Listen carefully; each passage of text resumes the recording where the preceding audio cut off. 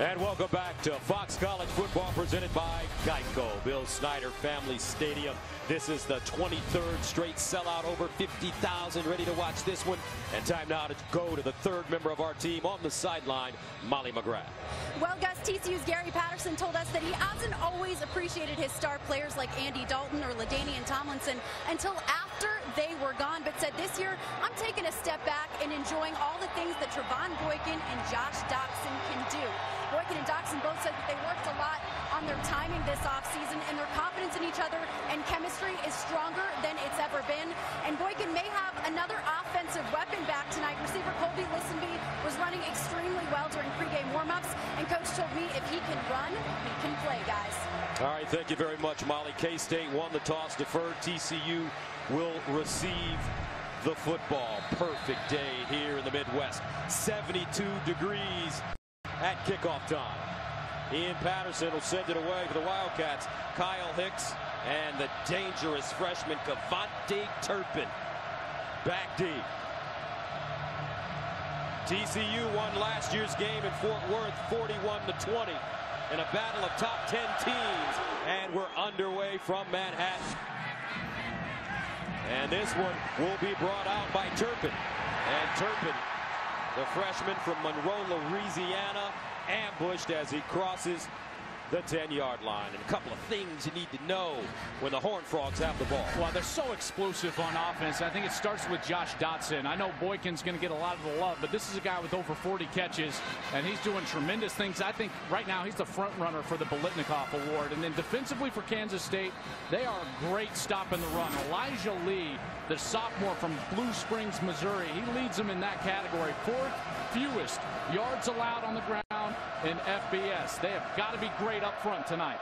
So Trevon Boykin threw 5 touchdown passes against Texas last week and became TCU's career leader on first down. They run it. Aaron Green, watch out!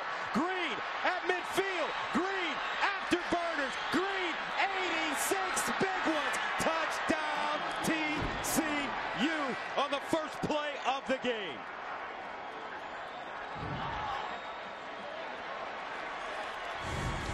They're going to get a double team right here. They're going to open up the seam, and it is gone. Amazing job on the first snap to get that double team. They get up to the linebacker. A great read from the running back, Aaron Green, the senior from San Antonio. And wow, that was fast, ladies and gentlemen. Aaron Green last year versus Kansas State rushed for a career high 171 yards, and he picks up 86 on his first touch of the game, and just like that, the Horned Frogs ranked number 2 in the land. Send a message on the road. All business all the time. TCU football. A look at the series history between these teams who first met in 1922. They've split the series with 4 wins apiece, and the last time they played here in Manhattan, the Wildcats won on a last-second field goal. Kansas State is 3-1 at home against the Horned Frogs. But TCU gets off to a great start as Aaron Green, the Nebraska transfer, having a terrific season. He caught a tip ball for a touchdown to beat Texas Tech 2 weeks ago. And for TCU, that's the 19th straight game in which they've scored a first-quarter touchdown, longest streak in the nation. Let's see how Kansas State responds. 1 up, running the football, and he'll be downed at the 30. A couple of things when the Wildcats have the football. Well, keep your eye on the running back, number 32, a redshirt freshman, Justin Silman, still a walk-on. Had to walk on because he lost his senior year of high school due to injury, but he stepped up and is now their leading rusher. And for the defensive TCU, it's all about experience coming back on the defensive line. Terrell Lathan, Mike Tuaua, these guys have been starters for a long time. They missed the majority of the first half of the season. Now they're back in the lineup. Gary Patterson believes that his defense is going to improve drastically because of the improved defensive line play.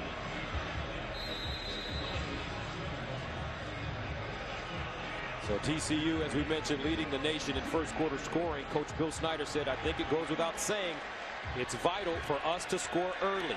I mean, we are going to have to score throughout the course of the game just to keep up. First down. At the 31-yard line, Gronkowski, Dimmel. Two fullbacks in the backfield. Hubner on first down throws. Nice catch by Kyle Klein, the younger brother of former Kansas State quarterback Colin Klein. Hubner, the former walk-on, a junior. He stepped in, got his first start in game number 2 of this season since he was a JV starter in high school. Has done a real nice job. I think his best attribute, though, is still running between the tackles as a quarterback in their counter game. Spent most of last week's game at Oklahoma State on the sidelines after taking that hard hit. 2nd and 1 at the 45. And they'll hand it off to Gronk, running straight ahead, and he picks up the first down. I think, Joel, that this young man comes from a family of pretty good football players. I would think so, yes. His brother Rob obviously doing amazing things with the New England Patriots, but we're going to see a lot of those big running backs for Kansas State. Glenn Gronkowski, number 48, and number 38, Winston Dimmel. These guys are big, 230, 235. The linebackers for TCU, undersized. First team all Big 12 as a sophomore. First down and 10 of the 49. Justin Silman lines up as a single setback for K-State. Hubner to throw it. Steps up in the pocket. Uncorks down the sideline. And incomplete. Closest man to the football is Deontay Burton. This is just outstanding coverage on the outside.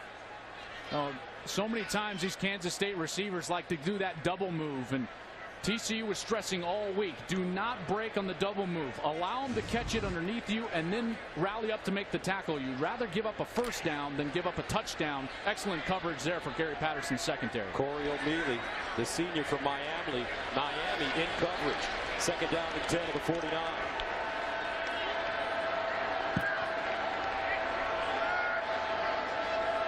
Hubner to the sideline. Nice throw. Very good catch. Kyle Klein again, close to the first down. Looks like he has it. We had a chance to spend some time with his brother yesterday in the weight room. That's right, Colin Klein, who finished his career in New York as a Heisman finalist and just had a marvelous career here as the quarterback for the Kansas State Wildcats. His brother followed him here, now a senior. There's Colin as a graduate assistant now for Bill Snyder's staff. Just a fantastic player. Great kid, too. He's down about 20 pounds. Said he didn't need all that weight. First down and 10 at the 39. Silman standing next to Hubner. Gronkowski motions into the backfield. And Hubner with a lane. Hubner stays on his feet, finally chopped down at the TCU 20-yard line. That's a gain of 18. Well, they're going to just target these linebackers. If these linebackers are going to flow over the top, the quarterback's going to be wide open.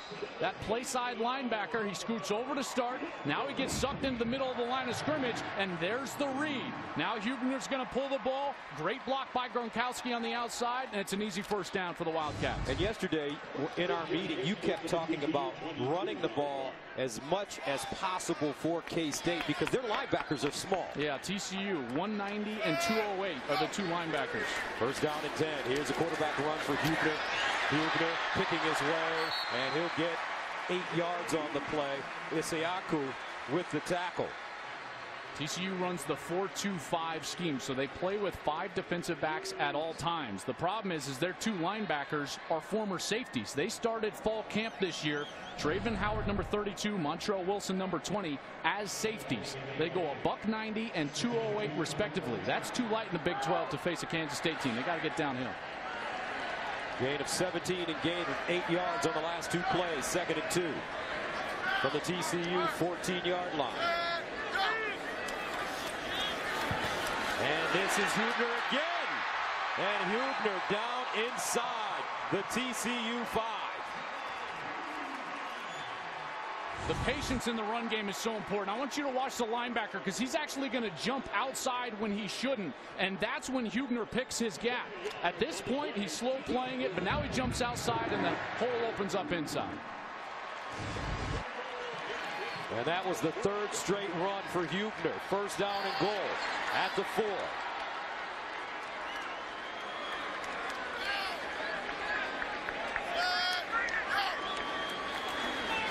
This time he hands it off to Stillman.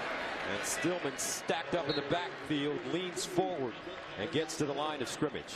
So Gary Patterson, 55 years old, in his 16th season at TCU. He's their all-time winningest coach. Ironically, he was a graduate assistant to this man, Bill Snyder, at Kansas State in 1982.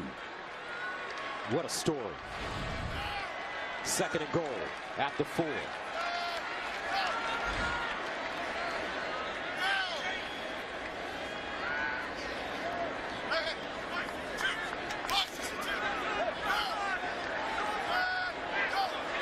Hubner to throw it. In the end zone, incomplete. Flag on the play. Broken up by Kindred. Intended for Dominique Heath.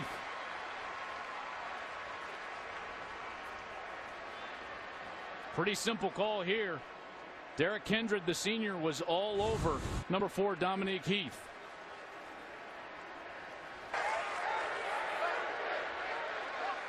There is no foul for pass interference.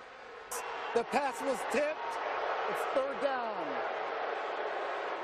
Boy, that's awful close. I didn't think it was tipped in live action, and even on the replay there, it didn't look like Montrell Wilson, number 20, actually deflected that ball. The deflected pass is under further review. I don't know, Joel. It looked like the flight of the ball may have been altered just a teeny bit. Yeah, could have been. I mean, that's always so difficult to say.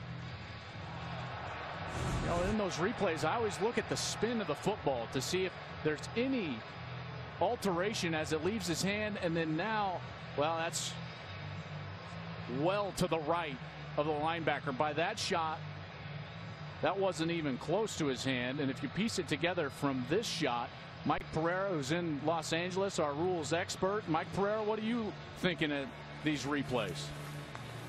Well, I'm glad we had that shot from above, because while it looked like it might have touched it from ground level, here you can clearly see that they're on the overhead shot. You can see that it doesn't. So you now get to put interference back on the call. You know, there was some talk in here as we were looking at it. You know, the touching of the pass does not apply to the defender who's trying to make the play. It would have to be number 20 there. That touch, it's not whether that touch there happens and takes the flag off. So looks to me like they would put it back on as interference. I think it doesn't help in the replay that it wasn't a tight spiral, you know. But based on those 2 shots, Mike, I would absolutely agree with you in your assessment that this is going to be put back on as pass interference, giving Kansas State a 1st down, well, 1st and goal at this point.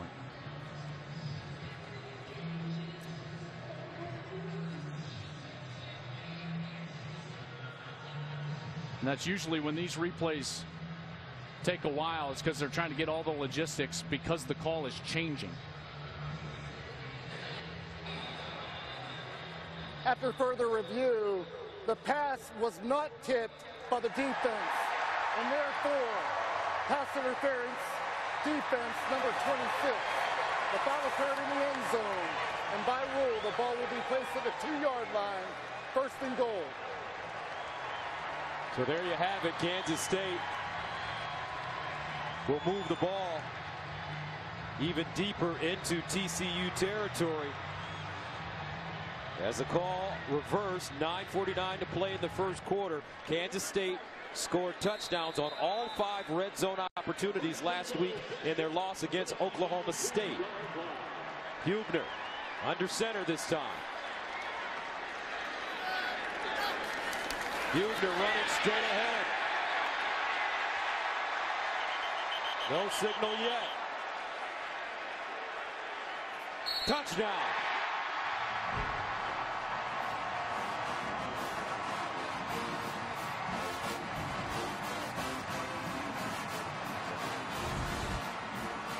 Well, everybody in, both tight ends, both running backs, all north of 230 pounds. And when you got that pushing, you're going to get yourself into the end zone.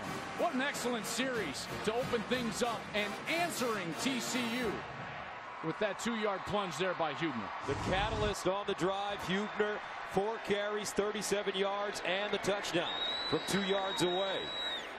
Jake Cantelli comes in to attempt the extra point, and it's good. 9:39 to play in the first quarter. We're all level at 7. And here comes that little man, Trayvon Boykin, ready to lead the TCU offense right after this.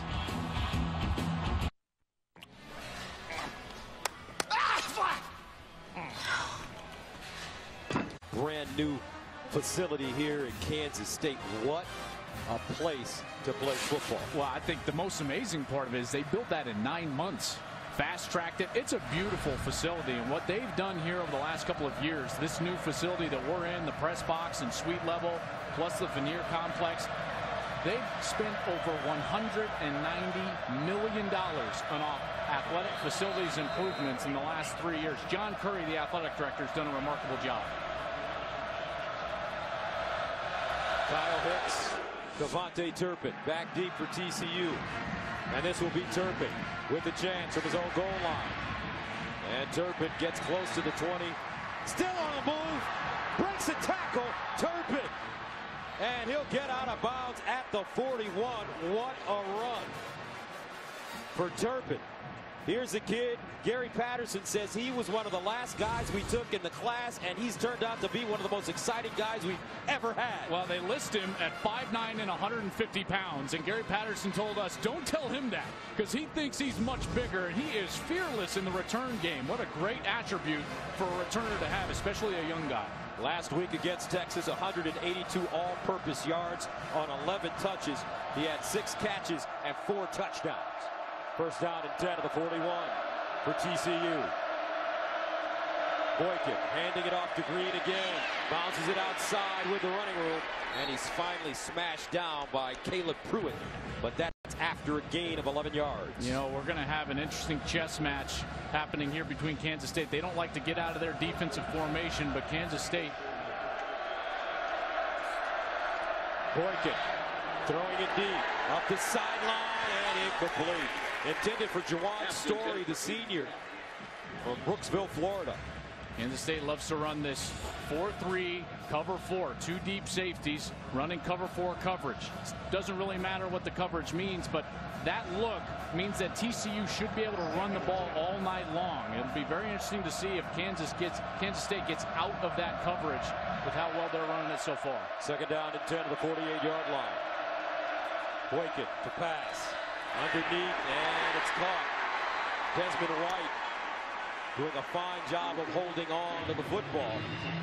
And that brings up third down. Yeah, that ball was tipped at the line of scrimmage by Travis Britz, the senior from Harrisonville, Missouri, number 95. And great concentration by the wide receiver, just bringing it in for the completion. Third down and 4 at the 42. TCU is 5th in the nation in third down conversions at 53%. Boykin, quick strike, underneath, first down, Horned Frog. Desmond White. I love how fast Boykin plays, not just physically, but mentally. Watch his eyes. He knows exactly where he wants to go with the ball. He gets his eyes to the throwing spot, and it allows him to throw the ball accurately in those tight windows. Second series for the Horned Frogs. First down at the 36. Kyle Hicks comes in at running back. Boykin slings it out to the far side. Dotson. Josh Dotson, 6'3", 195-pound senior. Scored twice versus Texas last week and now has 23 career TD receptions. Man, 42 grabs already on the year, over 700 yards. This guy is just a one receiver wrecking crew. On second down, Boykin again, going long for Dotson. Touchdown, Horned Frogs.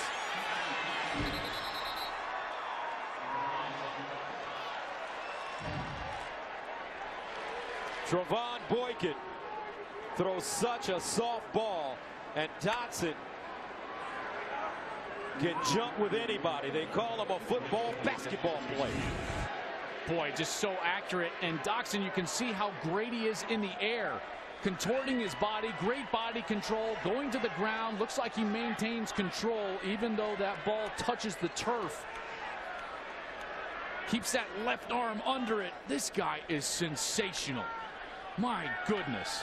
Dotson came into this game second in FBS with 8 touchdown receptions, trailing only Baylor's Corey Coleman, who had 2 today against Kansas. 13 now for Coleman. Extra point for Oberchrome is good. 7:46 to play first quarter, and they are moving and grooving so far. 14-7 TCU.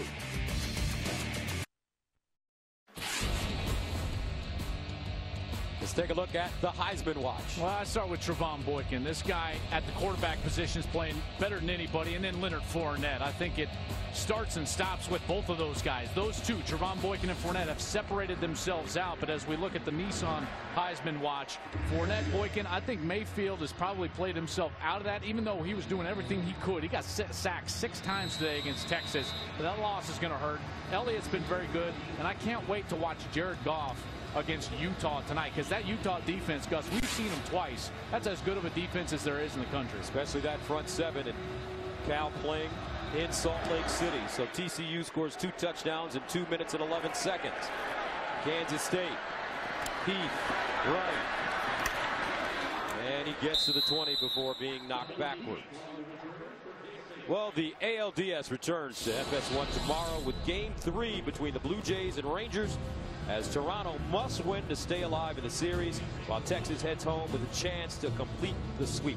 Coverage begins at 7:30 p.m. Eastern, only on FS1.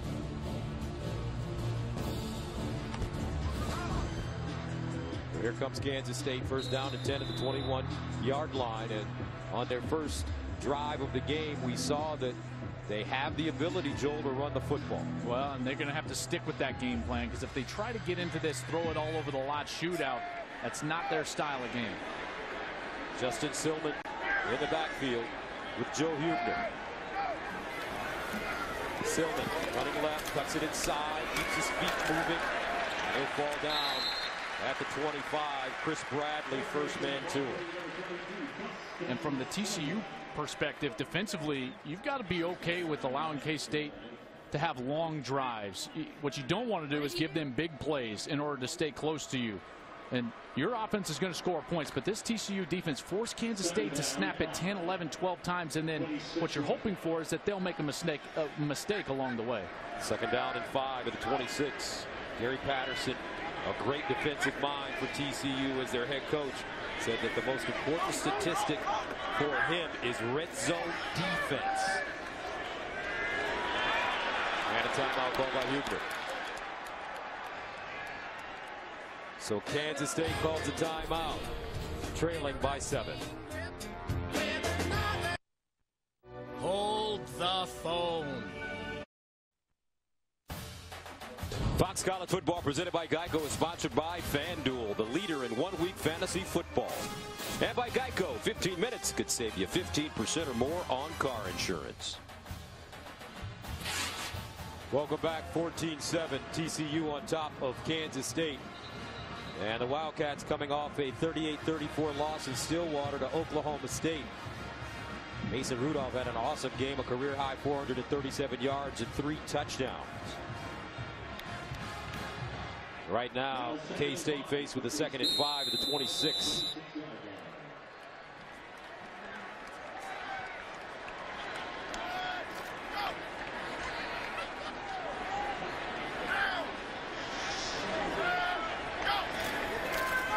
Here's the reverse. He breaks it inside with the running room. It goes down at the 35. First down, K-State. Boy, I love his athleticism on the outside. Dominique Heath, another redshirt freshman, only 5'9" and 175 pounds, but he's got some serious wiggle on the outside. 3 catches a week ago for 49 yards. He's the type of guy that they get the ball to him in creative ways. That last reverse is one of those ways that they try to do it. He limped off the sideline after a 36-yard catch in the second quarter and did not return last week. First down and 10 at the 34.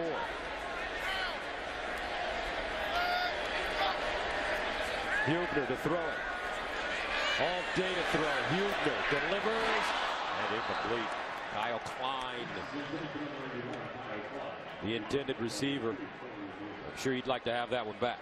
Well, the coverage down the field, they were trying to take a big deep shot, and Klein was just the outlet there on the outside, but the defensive backs for TCU just swallowed up the post route and the big dig route. There was nowhere to go with the football. He dumped it down to the outlet. Klein dropped it. 2nd and 10.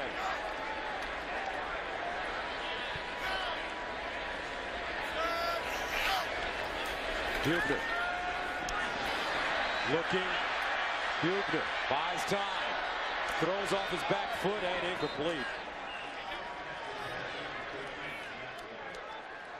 Boy, just no separation throwing the ball. I'm surprised that on a fresh set of downs on 1st and 2nd down they were trying to throw the ball when running the ball between the tackles had been so effective on the previous series. Now on a 3rd and long, this is definitely not Kansas State's forte. Wildcats need 10 yards. And a timeout called by TCU.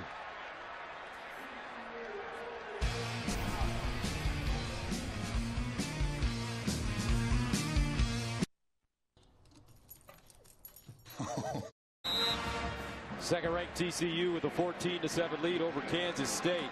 Right now, the Wildcats with a 3rd down and 10 at their own 34-yard line.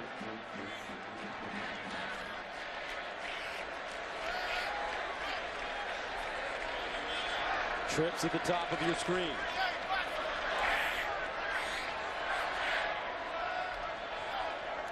Here's Hubner. Winds up the sideline and incomplete. That one sailing high over the head of Kyle Klein. And K-State will have to punt it away.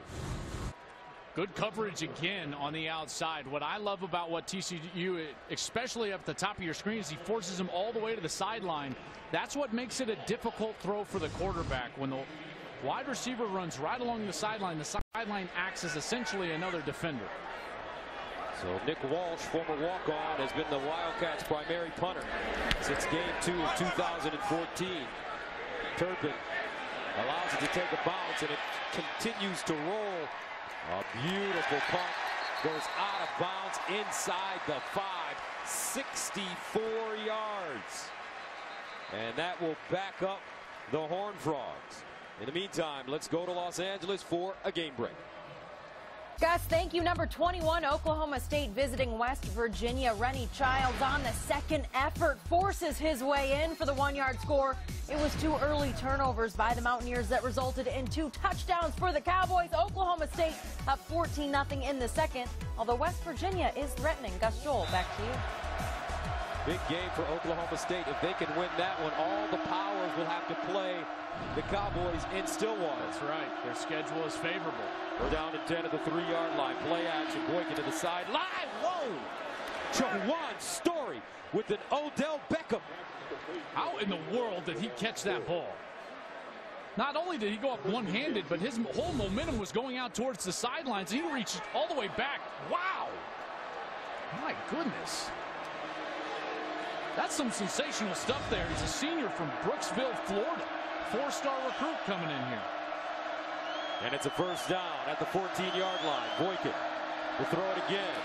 And he'll drop it off over the middle of Turpin, and he's got burners. Turpin out of bounds at the 31-yard line. And Trevon Boykin quoted concerning Devontae Turpin. Terp's got the juice right now. He's just so fast and quick and twitchy. We try to get him in the open space and watch him make moves.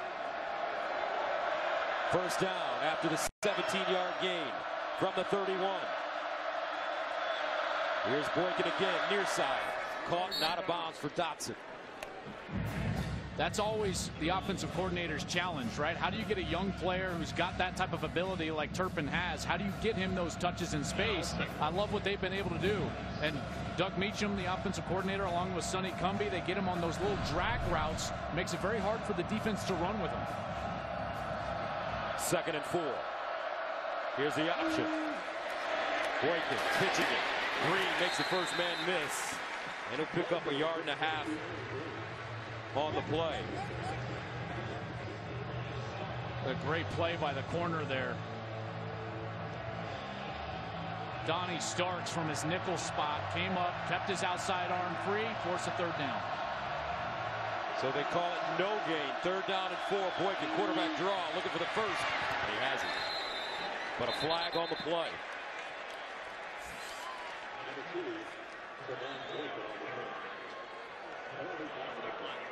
I thought there was a hold in there by the left guard, number 77. Holding offense number 77. 10-yard penalty. Repeat 3rd down. Here's the left guard, 77, Jamil Naff. And you're going to see as he's blocking, and then right at the end, when right there, I thought there was a hole. That hole was, I thought, closing, and then it stayed wide in live time, and obviously helped by that hold from the senior. Great opportunity for K-State to get off the field here. Instead of a first down, TCU faced with a 3rd and 14 at their own 27. Boykin out of the shotgun. Boykin to the far side, incomplete. Obi Listen be the intended receiver, and TCU will punt it away for the first time.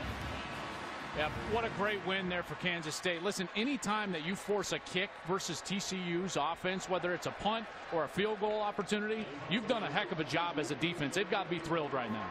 Dominique Heath back deep for Kansas State. On punt return, he wears number 87. Normally number 4 is Ethan Perry. Sends it away. And he wants to run it, and he is wrestled down at the 20-yard line.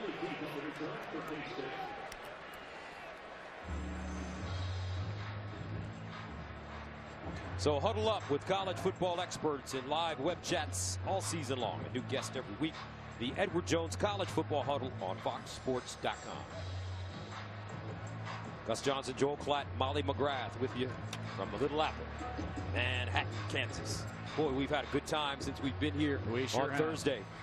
We sure have. This is one of the great college towns in all of America, and they love their Wildcats. They've done a heck of a job here creating a very tough place to play in the middle of Kansas. That barbecue was pretty good yesterday. Ooh, wasn't it good? Yes, it was. I had too many plates.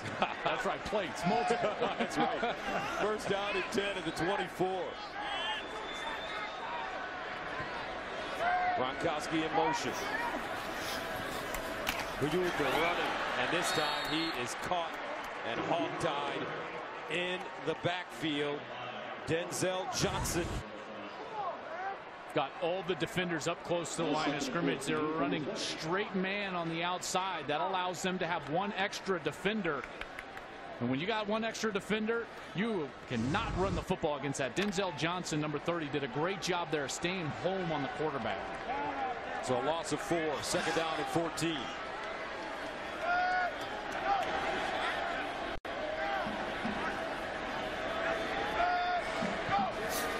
Huger. Over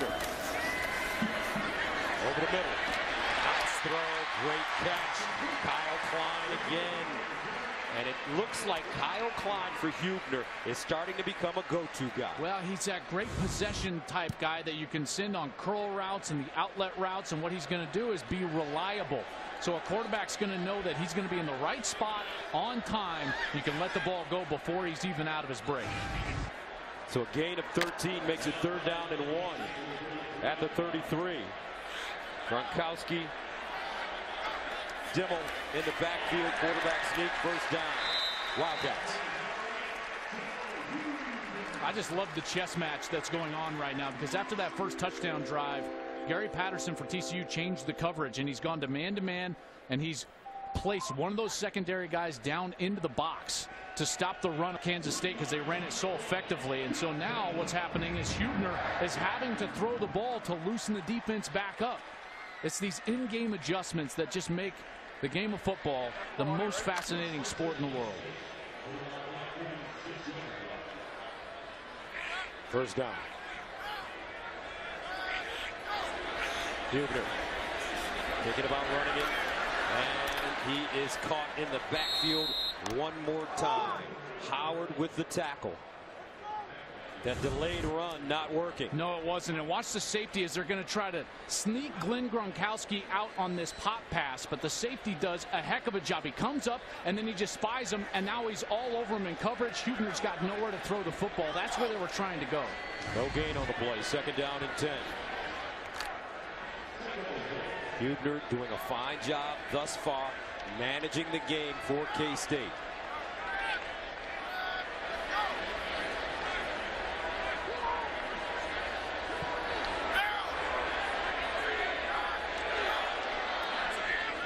Here's Huebner going up top again and out of bounds. Colby Moore, the intended receiver, and that brings up 3rd down and long. And that's twice now we've seen him try to throw the ball down the field to his right, and he's thrown it just straight out of bounds. This is a big pet peeve of a lot of quarterback coaches around the country, because that ball is 100% of the time incomplete. Wide receiver given no chance. So on 3rd down and 10, usually Huebner will look for Klein somewhere over the middle.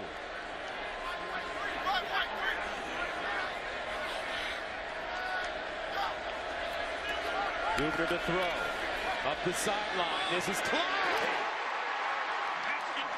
This time he hauls it in on the sideline.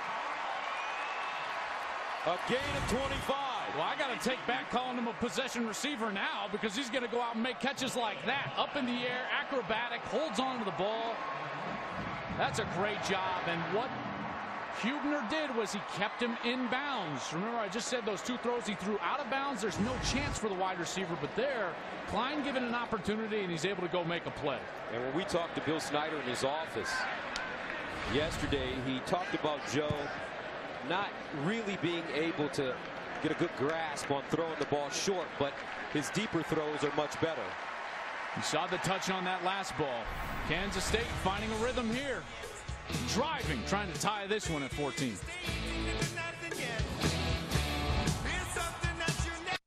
Start of the 2nd quarter, TCU up by a touchdown, but Kansas State driving with the ball at the Horned Frog 39. So far, the time of possession, very interesting as we take a look at the KFC stat comparison. Well, this is why this drive is so important to convert into a touchdown, because Kansas State's actually done exactly what they wanted to do offensively, which is keep Boykin on the sideline. 1st down and 10 at the 39.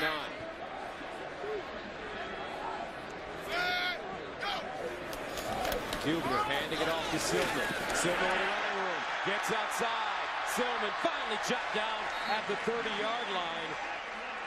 Stopped by Corey O'Mealy, but it's a gain of 10 yards on the play. He's got some quick feet. He does, and I think that's coupled with great vision. You know, when you got those 2 things as a running back, you got a chance, because initially this play was not blocked all that great, but as he sees this right side open up, he's going to take off, and that cut is what allowed him to get down and ultimately create a 1st down for his offense. As you mentioned earlier, he came to K-State as a walk-on after injuries during his prep career. Against Louisiana Tech 3 weeks ago, had his coming out party, 119 yards rushing on 24 carries. Huebner looks far side, delivers a strike. Burton with the catch, turns it up and picks up the 1st down. Joe Huebner is finding a rhythm. And this is what they needed, is they needed some of these short completions so that they could get that secondary out of the run blocks so that they can get back to what they want to do. And that's why Gary Patterson's so upset right now, is that the man coverage is not working on the outside, and he's going to have to soften up his safeties, which is going to allow Kansas State to run the ball. Huebner 5 of 10, 69 yards. 1st down at the TCU 17.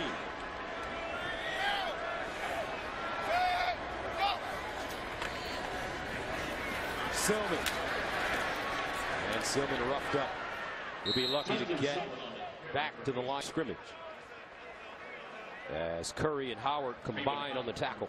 You know, it's when you're a Kansas State player and you're facing a team like TCU, there's so much pressure on the offense in situations like this in a red zone series, 2nd and 10, because you got to score touchdowns. You start kicking field goals and they start blowing you out of the water because they're so potent. 2nd down and 10 at the 17.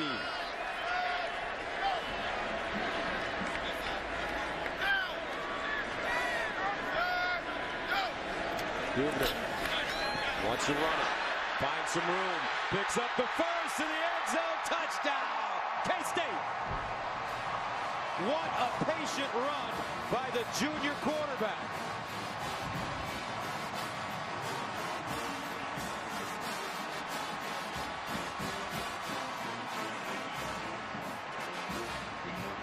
called it. It's about patience. And when you're going to pull a tight end and a fullback, he's got to allow this defensive end to get all the way up the field. Watch Huebner wait for those blocks to take place. Then he gets behind him, and he's home free for the touchdown. What an amazing block from number 38, Winston Dimmel. Extra point good. 12:51 to play in the second quarter. Kansas State battling.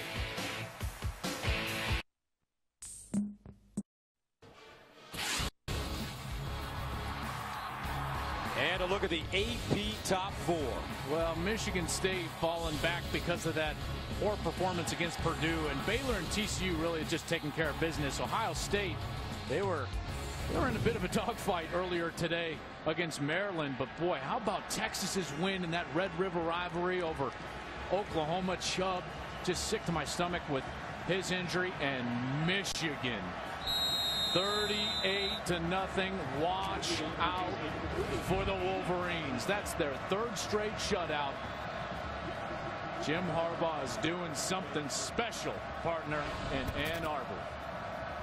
As a look at the drive, 10 plays, 76 yards. More importantly, the time of possession. They kept Trevon Boykin on the sideline, eating up close to 6 minutes. Turpin, watch out at the 10.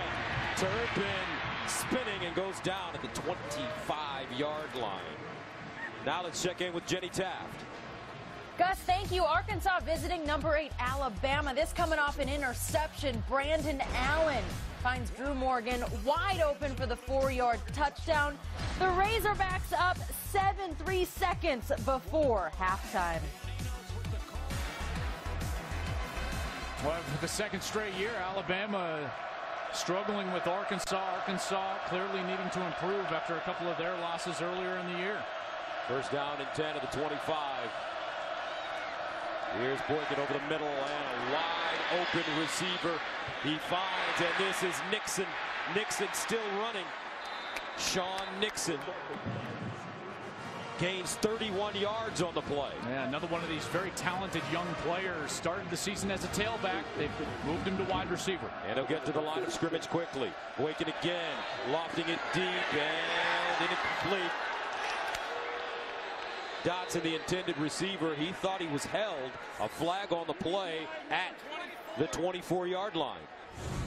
Nate Jackson's in coverage here. Dotson on the outside, and there's clearly some holding going on, but I didn't think it was. Pass interference, defense, number 24, 15-yard penalty, automatic first down.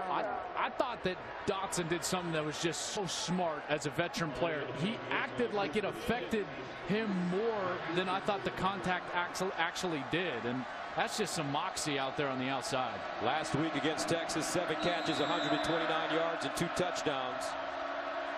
With a senior Wyoming transfer from Mansfield, Texas. First down at the 31. Here's the handoff. Green bottled up and taken down behind the line of scrimmage. He'll lose about 4 on the play. Nicely done, Elijah Lee.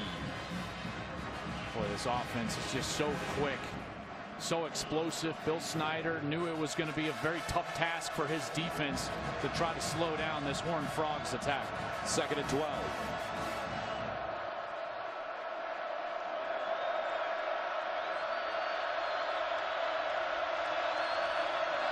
Boykin with time, throws it deep, incomplete, intended for Turpin, who had a step on Donnie Starks, but it would have had to have been a perfect throw for Trevon Boykin. Yeah, that's exactly. This is what I was talking about earlier. When the wide receiver is right next to the sideline, that's a nearly impossible throw for a quarterback because the coverage is right next to the wide receiver and you can't throw it over his outside shoulder. 3rd down and 12 at the Kansas State 33-yard line for TCU. Boykin fires it and incomplete. Boykin hit as he released the football, and for the second straight time the TCU defense holds.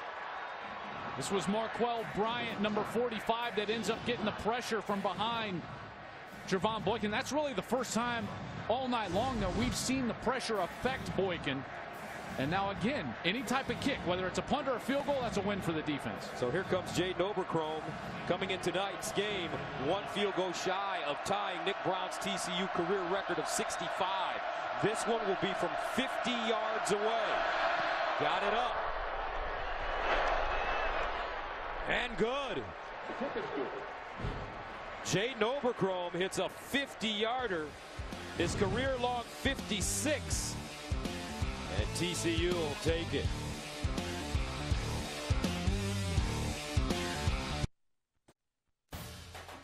Fox College Football presented by Geico is sponsored by Dr. Pepper and college football. It's a one-of-a-kind tradition. And by Lowe's, hurry in this week for great fall savings. 17-14 TCU. That last series was a heck of a win for Kansas State. And in this day and age, when you're facing an offense like they are, Bill Snyder, that's a stop. You force a kick, even if it's a field goal and it converts, that is a stop. They've done everything that they've needed to do so far in this game to not only be in it, but be in a great position. So Jaden Oberchrome with the 50-yarder ties the school record. He'll send it away. Dominique Heath back deep. He puts back on his number 4. Remember, he's switching between 4 and 87 tonight. Now Heath in the end zone, and he'll take a knee. And once again about Bill Snyder, when you talk to him, and this is my 5th year covering coach, turned 74 on Wednesday. Sometimes you feel like you're talking to a philosopher that's the CEO of a major corporation. That's right. So when we spoke with him yesterday, we asked him about his team's growth, and he said, we have so much more to learn, so much more to demonstrate. How they respond after adversity is the question. If they can do it once, it gets easier to do it the second time. I just love his philosophy. And what's interesting for me now is as you look around college football and you've got a lot of coaches that are similar, younger, energetic. Now all of a sudden, that's the norm. And now Bill Snyder comes to recruit you in your living room, and all of a sudden he's unique. And that's become fairly attractive, in particular for players in this area. First down and 10 at 25 for his junior quarterback, Joe Huebner. Coach Snyder with some very positive comments about Huebner. And Huebner, oh, he gets decked at the 20-yard line. Terrell Lathan, shot out of a cannon. Here he comes. He's just going to cross the face of the tight end, and the tight end never gets down to block him. That's Cody Small, number 80. And that's no match. Lathan goes 280 pounds, 6'5", and now that he's healthy, he's one of those seniors. He's one of those guys in the front 7 for Gary Patterson that Patterson believes is going to turn their defense around this year. His play, he's starting to play very well tonight. TCU has played some of, or all of this season with 8 projected defensive starters out. Huebner fires deep, and incomplete, a flag on the play. Deontay Burton, the intended receiver, but he was tripped up by Corey O'Mealy. Here they are on the right side of your screen right there. And boy, that looks like their feet just get tangled up, but Pass interference, defense, number 31. 15-yard penalty, automatic down. you know, we didn't have the angle that the official did, and it was very hard to see where the left arm of Isaaku is. Looked like it was O'Mealy, but they do call it on Ridwan Isaaku. Gary Patterson, very active on the TCU sideline. First down and 10 at the 35 for K-State. Klein in motion. Huebner to the far side. Nice throw. Kobe Moore with the grab. He's close to a first down. Yeah, Colby's being forced into action now because it has some injuries. Cody Cook, who was a wide receiver, then had to play quarterback, is now injured with that shoulder injury, and they're saving him as kind of a backup quarterback, and so now they're having to go down the depth chart with Kansas State. Actually, that's Zach Ruder making the reception. 6'3", 190 pounds from Columbia. just a freshman, had to burn a red shirt here against TCU. Hubner, incomplete, another flag. Reuter, the intended receiver, Corey O'Mealy.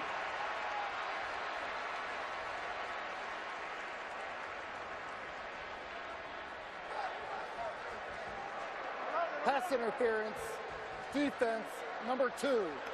Spot of the foul, automatic first down. So they get O'Mealy again, second time on this series. He just never gets that left hand off of the receiver, and Reuter very wisely just turns and he kind of stays right there in front of the official in order to draw that flag. First down and 10 at the 49. Heath in motion. Play action. Hubner deep. Incomplete. Intended for Zach Reuter. Denzel Johnson covering. Well, they've been so successful running the football. I think that they feel confident in taking a shot on first down because they can come back, try to run it on second down to get themselves a shorter third down opportunity. So second down and 10.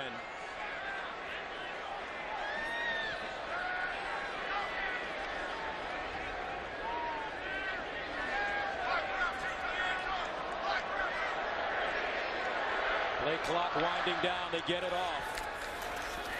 Hubner gets outside, looking for a block, and Hubner goes down hard. Remember, he went out of the game last week against Oklahoma State. Corey O'Mealy dropping him there. Took a hard hit. Looked like he could have been out momentarily.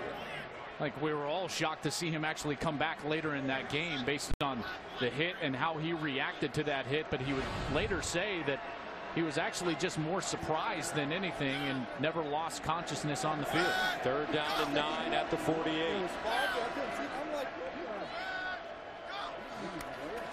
Hubner underneath and caught. First down, K-State.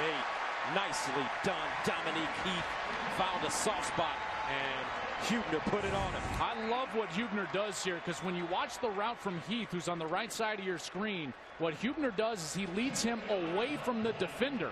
So he throws it on his left side away from the defender. That's communicating with your ball placement.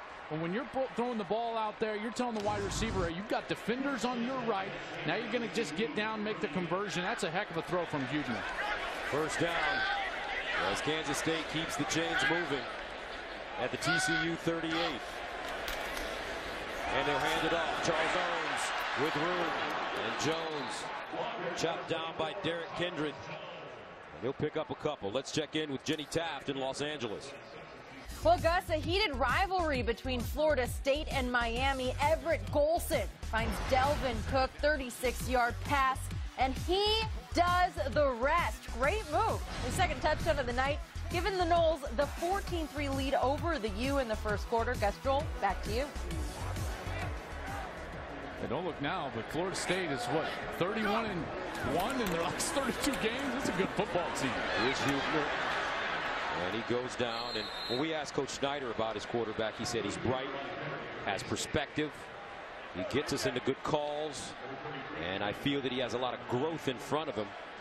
He has the respect of his teammates. He gives them intellectual feedback. Well, I think that comes from his coach, Dana Dimmel. You know, Dana Dimmel, who works with the quarterbacks, and Del Miller, more specifically, Del Miller, who works with the quarterbacks, he's just fostered so many good ones, including Klein and Waters. Whoa, this one snapped. Kansas State not ready. Flag on the play.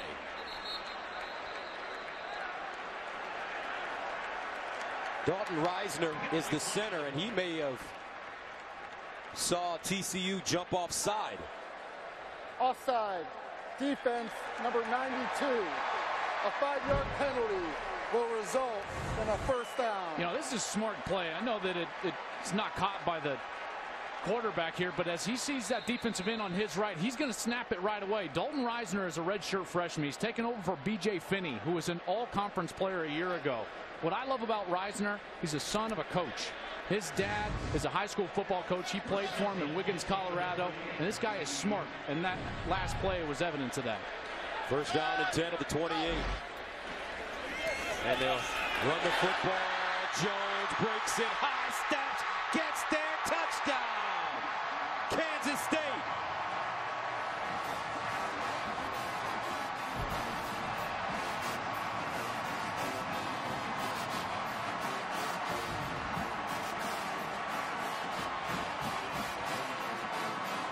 Third rushing touchdown of the first half for the Wildcats.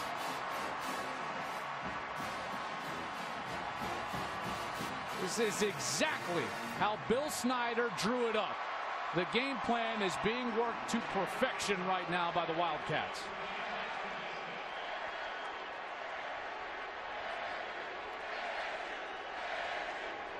Coach Snyder with an attaboy for Charles Jones.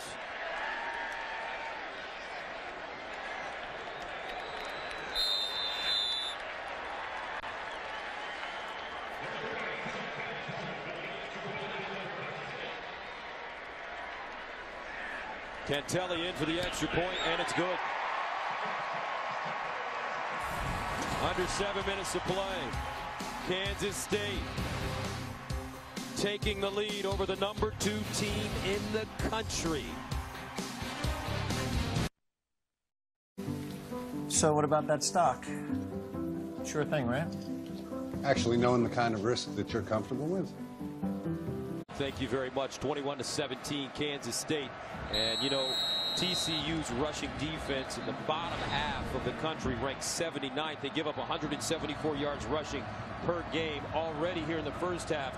Kansas State rushing for 111 yards and 3 touchdowns.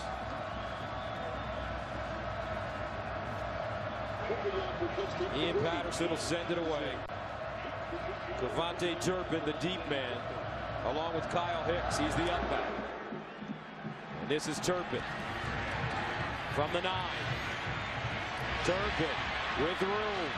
A flag on the play as Turpin finally goes down at the 35.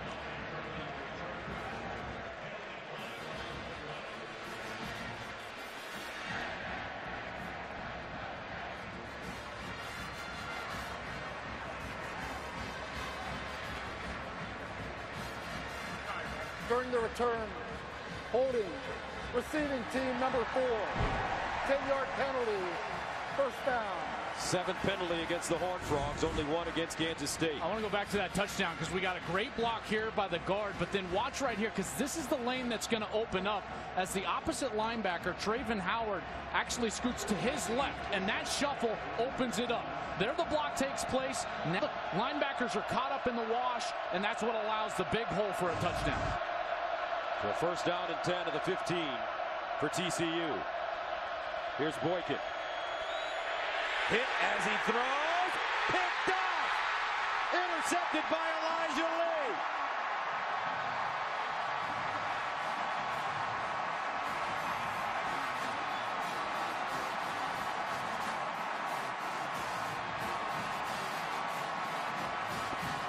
Lee gets the interception, but it's all Marquell Bryant.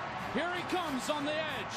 He's going to get to Boykin again. This pass rush hasn't been great this year, but we're starting to see signs. There's Bryant, affects the arm, and Elijah Lee gets the pick. And the #2 team in the country is in trouble, folks. That's the first turnover for TCU in the last 3 games. Only the 4th interception of the year for Trevon Boykin. Great opportunity for the Wildcats right now at the TCU 24-yard line. Hubner over the middle, caught down to the 10-yard line. Deontay Burton. Everything working now for K-State. This is what's so difficult is this is a called run play. Watch the linemen. They're going to be all the way downfield. It affects the safeties, and they have to respect that run. He fakes the run, lineman downfield, and he still steps up and throws the ball. This is what's going on in college football. That's why people want the rule changed with linemen downfield from 3 back to 1 where the NFL is. It's far too difficult to officiate at 3 yards. First down and 10 at the 11. Hubner 8 of 14, 102 yards. But he's been very effective running it in this area. Hubner lost one in the end zone. Burton had 2 hands on the football, just couldn't hold on. Nicely defended by Nick Orr. It was pretty good coverage by Orr, but I thought he should have brought this one in right in his hands. Got to catch that ball. You know, this is that time in the game. You've got number 2 in the country on the ropes. You've got a ball right in your chest for a touchdown. Those are things that just have to be converted. Second down and 10 at the 11. Gronkowski, Jones in the backfield. Here's Hubner. Cut down inside the 5. Isiaku with the tackle. And he saved a touchdown. He sure did. Another great fake from Hubner. And he does just such a great job of reading those plays out. Whether he's going to give that wide stretch zone or is he going to take it himself and go straight up the field. Boy, he's been so effective on those plays.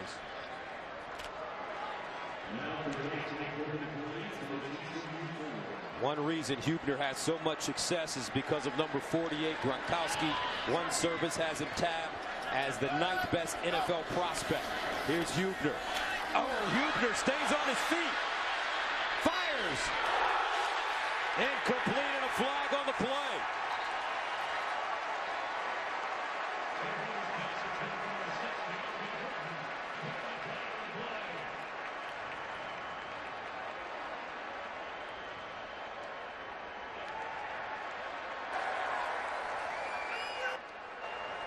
Pass interference. Defense, number 2. The ball returned in the end zone. First and goal at the 2. Well, they had to cover so long because watch Caraway. Caraway's going to come and he's totally free. Has the sack, but he thought he threw it, so he didn't want to draw the penalty. He didn't realize that Hubner still had the ball, and then when Hubner finally did throw the ball, that's when immediately number 2, he gets caught up. You can see he's kind of holding right there, and now he's going to arrive just a bit too early on the back of Deontay Burton. That's the 4th pass interference penalty. And some movement. Gronkowski. They'll make that Winston demo jumping. Full start. Offense, number 38. 5-yard penalty. It's first down. Boy, some uncharacteristic mistakes from Kansas State so far. You know, for the last 4 years, they've led the Big 12 in fewest penalty yards. That's actually ratcheted up a bit this year. That's already 2 tonight. And then the big drop, the mistake earlier in this series that was in the end zone. So they'll back it up 5 yards. First down and goal at the 7. What do you want to run down here, Joel, if you're K-State? Well, that had been so effective with that quarterback run game, I'd stick with it. Charles Jones in the backfield. They give it to him. Cuts inside. Touchdown, Kansas State. His 2nd touchdown of the night. And how about this, folks? 4:56 to play in the first half. Kansas State on top of the number 2 team in the nation. This linebacker's going to get caught way outside. It makes it a very easy block and just an easy touchdown for Charles Jones, his 2nd of the night. Watch the linebacker. He steps outside. No reason for that. Jones is inside. As soon as he gives up that ground, that's 6 points. 27-17. Kansas State. 4 rushing touchdowns for the Wildcats in the first half. And you kept saying it, Joel.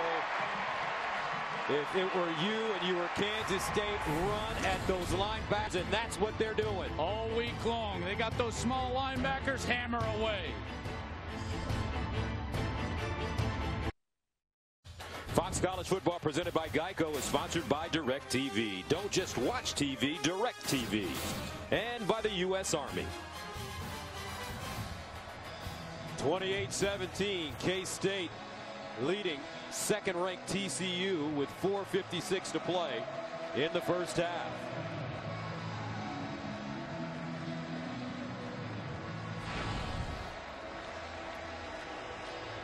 Well, remember last week, Kansas State led Oklahoma State 28-13 in the first half and ended up losing the game 36-34. They gave up 20 straight points.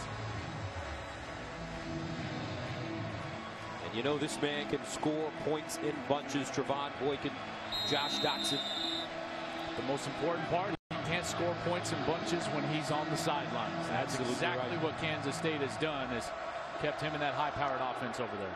Nate Cantelli sends it away, and he'll kick it short. Fielded at the 30-yard line. Bobble!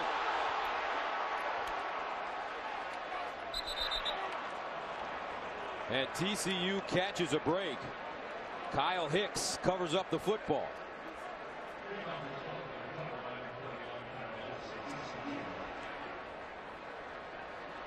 But for TCU, I think the most important part is we take a look, that short kick just wreaking havoc. You can see the ball on the ground, and fortunate that Hicks is right there for the recovery. Fell right into his lap. First down and 10 at the 29.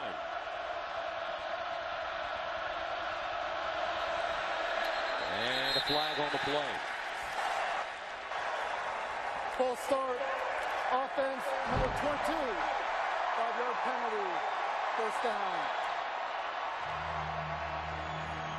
This stadium, and I know this from experience, is much louder than you would expect it to be when you're in the middle of the field. In particular, once they built this brand new press box, it keeps the noise right down in the middle of the field. 23rd straight sellout, over 50,000. First down and 15 at the 24. Empty backfield for Boykin. Boykin delivers underneath, and it's caught by Sean Nixon. And Nixon wrestled down quickly by Sean Newland.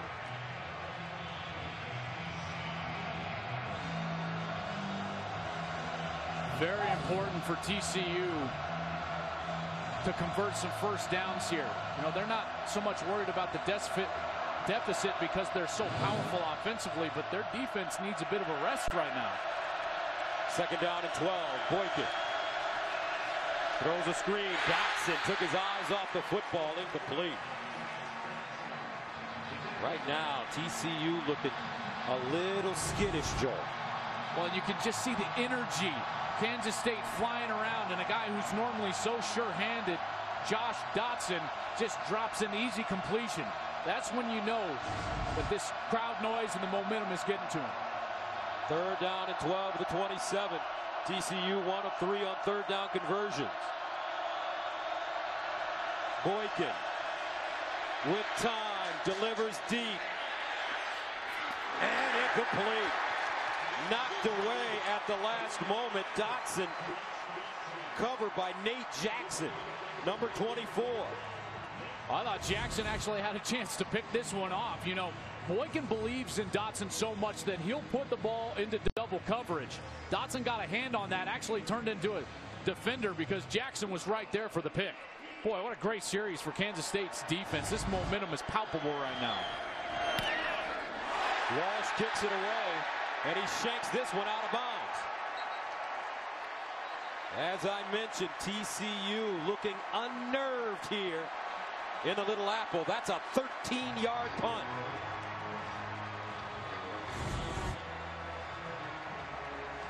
See how bad he actually hits this punt.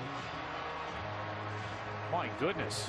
Went directly out of bounds. 13 yards and sets up another possession for Kansas State in plus territory.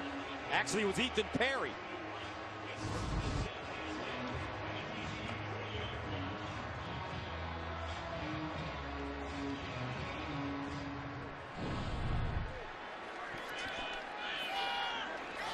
First down and 10.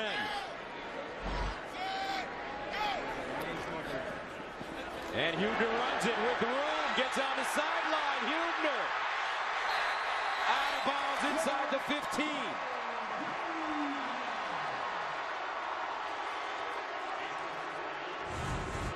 Watch both of these defenders get sucked all the way towards their left.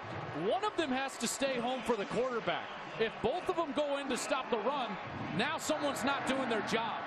The defensive end is usually the one that's supposed to close down and cover up that zone from the running back, and the linebacker needs to stay home. Very frustrating for a defensive coach in Gary Patterson. 85 yards rushing and 2 touchdowns for Hubner in the first half. First down and 10 to the 14. And they'll hand it off to Jones. And Jones picks up a couple. He has 2 rushing touchdowns in this first half as well. Well, this defense, they've been decimated by injuries all year. And now they've been on the field what seems like the entire first half. It just seems like we haven't even seen Trevon Boykin on the field, and they've got to be getting tired, because not only are they out there for a long period of time, but they're having to go against Kansas State's offense, which has been downhill and physical, leaning on them for the entire first 2 quarters. Time of possession, 20 minutes for K-State, 7 minutes for TCU. 2nd and 8 from the 12. Hubner will run it. Running behind Winston Dimmel. He gains 3 yards on the play. That's at least the 10th or 11th time that Kansas State has taken the play clock all the way down inside of 3 seconds on a running clock. Every time that this game clock continues to run, they're not even close to snapping it until it gets all the way down there where they have to. Just a masterful job by the quarterback, Hubner, knowing that they've got to keep Trevon Boykin on the sidelines, because the best defensive call tonight for Kansas State is when Boykin is sitting down. 3rd down and 5 with a 9. Empty backfield for Joe Hubner. Quarterback draw with space. First down. K-State. Josh Caraway with the tackle. And they're not booing, folks. They're hewing. As they should be. Boy, what great decisions Hubner has made so far here in the first half. And his job made just a little bit more difficult because of the game management that Bill Snyder is asking him to employ tonight.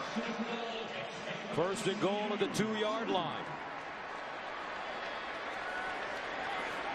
Quarterback sneak. And they'll get even closer.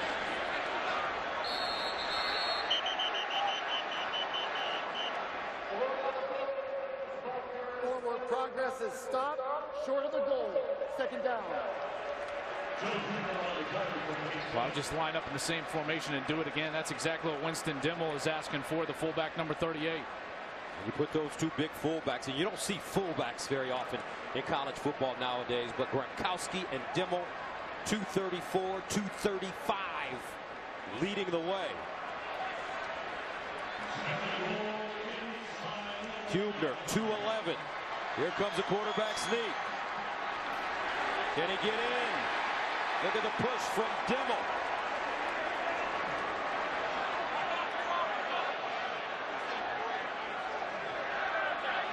And that'll bring up 3rd down. Denied by TCU. Well, that got a great push for TCU. Went over the top. That was number 20, Montrell Wilson, one of the linebackers, and he's who stopped the forward progress. You can see the ball there short of the goal line. Excellent call by the officials.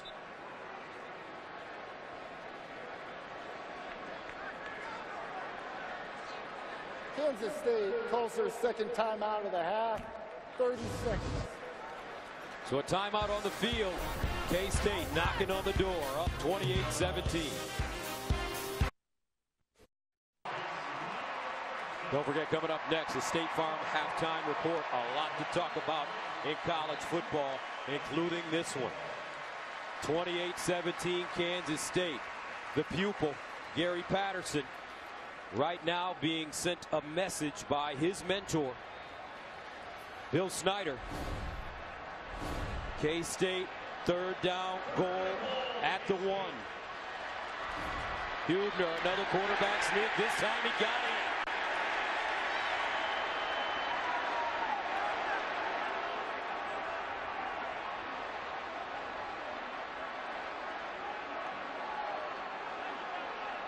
No signal yet.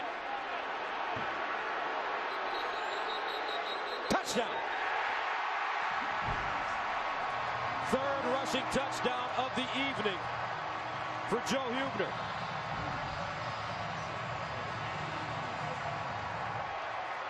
Winston Dimmel actually came out of that pile.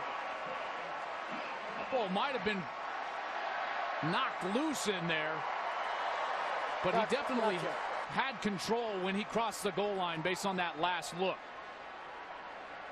What a game so far for Huebner. Another touchdown. This game plan been executed to perfection. 8 seconds remaining in the first half. How big was that mistake in the punting game? Ethan Perry shanking it 13 yards. Gave K-State excellent field position.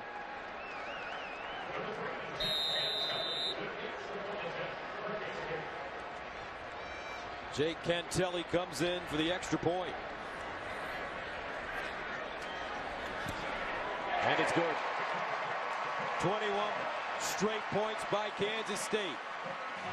They're leading the battle in time of possession 23-7.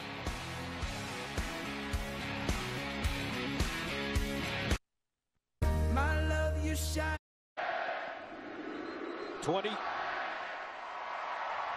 35-17, K-State with the lead. 5 rushing touchdowns for Kansas State.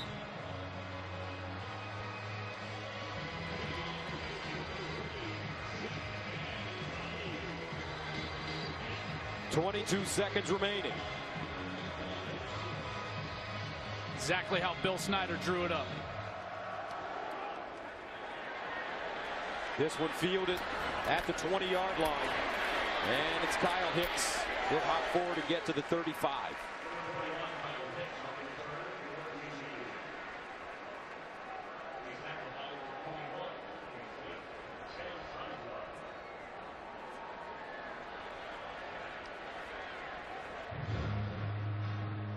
This defense has done a great job forcing a couple of turnovers, getting a stop. They've had 49 straight games they've won when leading at the half. That was snapped last week in a loss at Oklahoma State, but they are so good in the second half of the league. Here's Boykin. In trouble. And Boykin gets it away and caught. Turpin with a 20-yard reception. I don't know how Trevon Boykin completed that pass. Will Geary was all over him. All over him. And just the strength to stay upright, much less get the ball all the way down the field and complete the pass.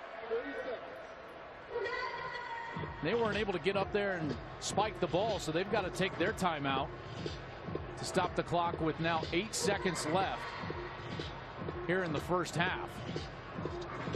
So without a timeout at 8 seconds, here's the strength. Geary, he's strong enough to throw an offensive lineman off of him and then not strong enough to get Boykin down to the ground. That's amazing. And he threw it accurately down the field. Wow. No timeouts, 8 seconds. This ball's going to the end zone.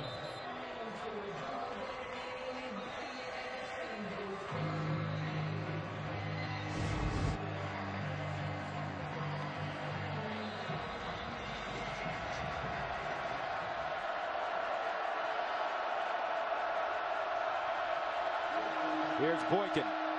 The far side. Ball completed by as Nixon makes a catch. Great run after the catch.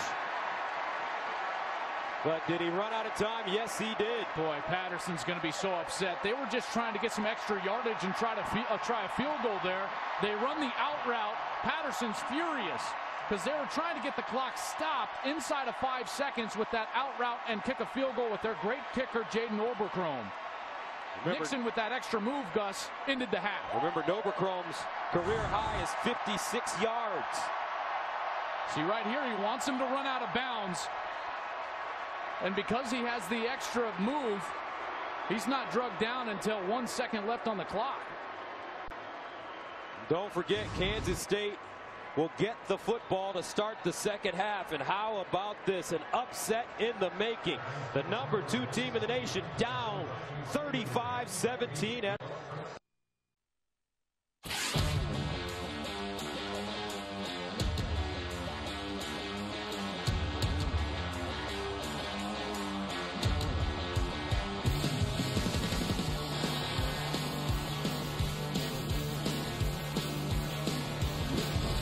And welcome back. What a score at halftime. Kansas State with a 35-17 lead over TCU, the second-ranked team in America. Gus Johnson along with Joel Klatt. I mean, I don't know, Joel. It was almost as if Kansas State played the perfect half of football. And listen, there was a strange ending there at the end of the first half. I want to take you back to it because Sean Nixon, the slot back for TCU, caught a pass and they wanted him to get out of bounds. I want you to take a look at the game clock in your lower right-hand corner. 8 seconds left. Now they're going to try to get the ball completed and out of bounds so that they can kick a field goal. He decides to run it down the sidelines. When he does that, he's tackled inbound. So the clock will stop for a first down, but then continue to run. Now, he's tackled actually with 1 second. Replay could have gotten involved and actually given them a chance to snap the football again. The problem I would have had with replay getting involved is it would have artificially allowed TCU to get their field goal unit on the field, Gus, which they wouldn't have been able to do in the normal course of play. So Kansas State with the football to start the second half. They'll start it at the 25. Let's bring in Mike Pereira. Mike, your thoughts?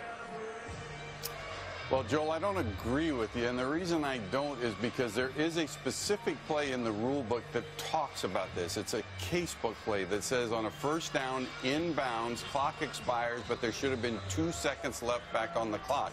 And it does say reset the clock and run one more play. Clock starts on the referee signal, but you let them get set up. And here's the issue. Smart team could have their field goal team ready to go on as soon as the first down and ruled, and maybe they would get that kick off. So I think you have to go by the book. All right, thank you very much, Mike. First down and 10 at the 25. Hubner rolling out of the pocket on the play action fake over the middle and incomplete. Cody Small, the intended receiver. Just to wrap up that conversation there, I completely understand what Mike is talking about, and by the rule book, yes, that is accurate. Now, the problem I would have with it is if you give them an extra snap and they try to spike it, you can't do that with just 1 second and still kick a field goal. And if they were able to line up their field goal unit because of a replay, then replay would have artificially allowed TCU to get their field goal unit on the field. Second down and 10 at the 25. Hubner looks to run. Hubner with a lane. Hubner first down and more. What a run. Derek Kindred with the tackle. A 23-yard pickup for Joe Hubner. Boy, I can't tell if this is a designed run where he's kind of faking this ball to the left side. It's absolutely a designed run. That's basically like a screen pass without throwing a screen pass. Fake it to the left. Now the linemen pull out and get downfield, and you allow the quarterback to run the ball down the field. That's a great design play from Kansas State. And how about Joe Hubner? 19 carries, 120 yards, 3 touchdowns rushing. First down and 10 at the 48. Opening drive of the second half for Kansas State. Hubner again to run it. And this time he's chopped down at the line of scrimmage. Let's go downstairs to Molly McGrath. Yeah, Gus, TCU's head coach Gary Patterson obviously very upset with his defense at the half. Coming out of the locker room, he told them they need to do 3 things to be successful. They need to get off the field on third downs, tackle, and be more physical. He said they're not doing any of those things in the first half, and he said time of possession, penalties, stupid mistakes are killing their momentum. To get it back, he said it's simple. They need to get their offense going and score, guys. All right, thank you very much, Molly. Second and 9 at the 49.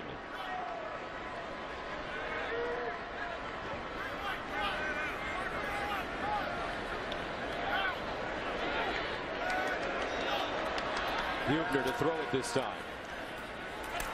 Over the middle. Picked off. There's the play they're looking for. Kindred down the sideline. Kindred striding into the end zone for a touchdown, a 60-yard return.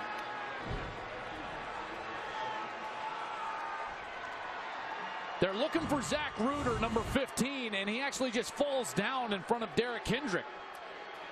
Derek Kindred was one of the only starters. He was the only starter left from that Peach Bowl victory earlier this season when they were playing Texas Tech, and he comes up with the biggest play so far for TCU of this night. Wow, what a game changer for TCU. Kindred just a marvelous job stepping in front of that ball. 35-23 now. Extra point on the way. And once again, remember last week, Kansas State led Oklahoma State 28-13 in the first half. They proceeded to give up 20 straight points, took the lead again with 3 minutes left, but ended up losing the game. Extra point is good. Opening moments of the third. Big play already for TCU as the defense steps up. Kindred, 60-yard interception return for a touchdown. Yeah, really. Fox College Football is sponsored by State Farm. It pays to double check. Talk to your agent today. By FanDuel, the leader in one-week fantasy football. And by Lowe's, hurry in this week for great fall savings. 35-24 now, K-State with the lead, but Kindred with that beautiful interception return for a touchdown, his 7th career pick 6. And that should give TCU some momentum as they get ready to go back on defense. On the other side, Huebner throwing the interception. Let's see if that affects how Kansas State calls this game now offensively. Oberchrome kicking it away. Heath back deep. And he'll take a knee. So we'll stay right here as Joe Huebner, who's been excellent aside from that interception in this game. You know, it'd be one thing, Gus, if it was schematically something that TCU did that shook Huebner and made him have a poor read, or if it was a poor read by Huebner just in normal course of play, but it wasn't. You know, a wide receiver fell down. So this is the hard part for a play caller, is you got to go back out there like nothing happened, because nothing really did happen for them except for poor footing, and just continue with the game plan, which has been running the football specifically with Huebner with his 101 yards now passing in and rushing. First down and 10 of the 25. Charles Jones in the backfield. Huebner pulls it out, looks to throw, hit as he releases, incomplete. Deontay Burton, the intended receiver. And now you get much better pressure on the quarterback. He threw this a little bit earlier than he wanted to. That was Montrell Wilson, the true freshman linebacker, 6'3", only 208 pounds. But you can see in space, very quick, a physical player right in Huebner's face as he was trying to get the ball downfield.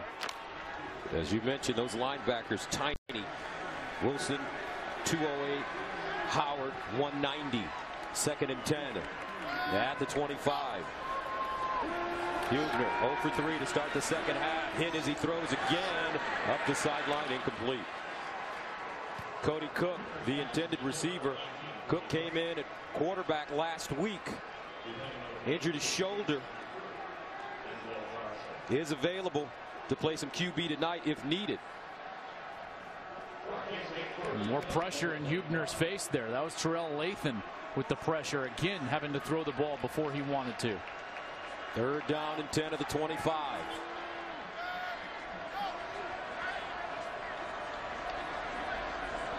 That pick 6 has inspired this TCU defense. And a timeout called by Huebner. 13:04 to play third quarter. 35-24 K-State. Fox College Football presented by Geico is sponsored by Sprint. 35-24 K-State.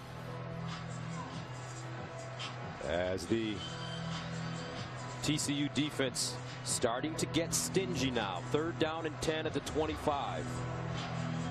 Kansas State 5 of 6 on 3rd down conversions. Joe Huebner in the shotgun all by himself in the backfield.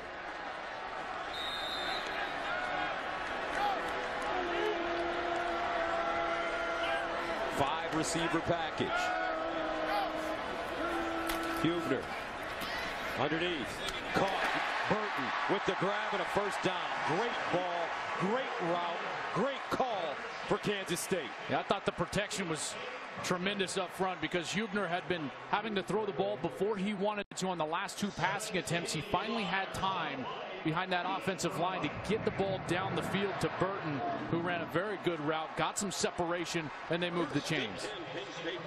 A 17-yard gain, and that's a first down for K-State at the 42.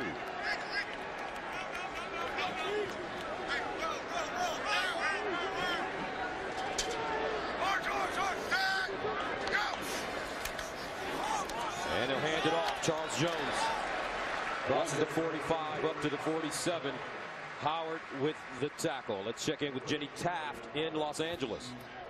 Gus, thanks. Number 8 Alabama held to just 3 points at halftime, but finding their stride in the third quarter against Arkansas as Jake Coker airs one out to true freshman Calvin Ridley. 81 yards for the touchdown. The Tide take the lead at 10-7 as the third quarter has come to an end. Gus, Joel, keep you posted. Thank you very much, Jenny. Boy, Ridley is a special talent down there. Highly recruited receiver. They're hoping makes up for the departure of Amari Cooper. Second down and 6 at the 46. Huebner, far side, make that near side, incomplete, intended for Zach Ruder. Been a bit surprised that on the early downs so far in this second half, they've been throwing the ball. So much success running the ball in the second quarter specifically. I would have forced TCU to show me that they can stop that run before I started putting the ball up voluntarily. Change of philosophy for Kansas State to start this second half. 11:37 to play in the third. Third down and 6 at the 46. Burton in motion. Huebner looks that way. And that one knocked away. Corey O'Mealy knocking the football to the ground, and that'll force Kansas State to punt it away. Trying to get the ball to Dominique Heath, number 4. He's only 5'9", 175 pounds, and so they're trying to find that creative alley, and they slow played it. He ran a little delayed route, and O'Mealy actually got there a little soon, but gets away with it with the coverage. O'Mealy, of course, called for 3 pass interference calls just in the second quarter alone. Nick Walsh in the punt from the 32. Turpin back deep at his own 14 as he signals for the fair catch and has it at the 12. So coming up, Trevon Boykin and the TCU offense on the field for the first time in the second half. To feel this special, 35-24 Kansas State as TCU comes onto the field. As you take a look at the ball control, time of possession, the most important stat right now. 26-24 for Kansas State. Only 7 minutes and 13 seconds. TCU's high-powered offense has been on the field. First down and 10 from the 12-yard line for Boykin as he decides to run it on first down, gets an angle, and finally taken down at the 21. Tackled on the play by Elijah Lee.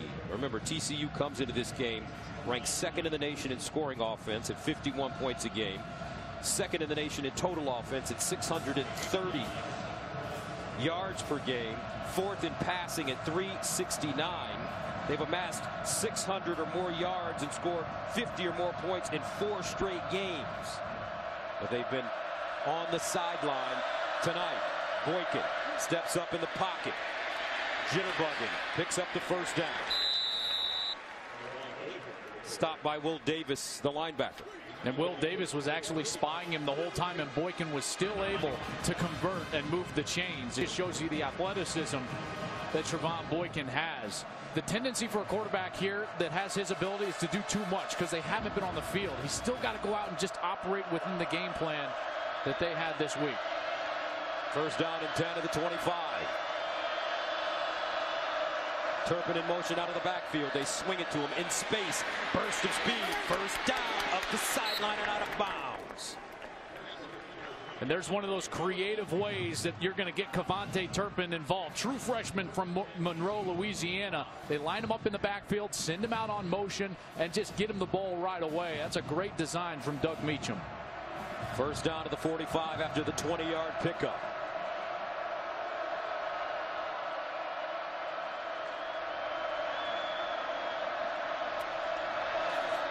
Aaron Green. Aaron Green knocked backwards after about a yard gain. Late flag thrown to play.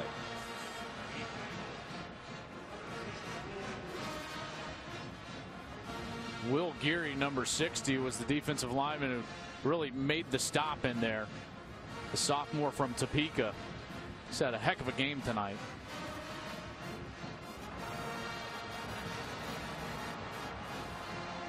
After the play, personal foul, late hit, defense, number 10. 15-yard penalty, automatic first down. That's Donnie Starks, the junior from Crosby, Texas.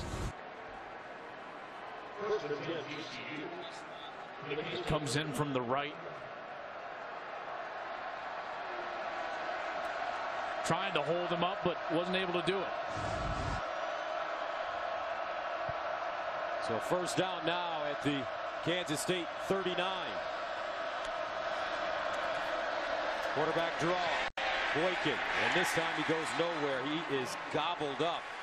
Jordan Willis, the junior from Kansas City, with the tackle. Willis, 6'5", 250 pounds, showing some of that quickness. Not the biggest defensive end you'll ever see, but the quickness to bring down Boykin there in the open field. 2nd and 10, no gain. Josh Dotson, the receiver at the bottom of your screen.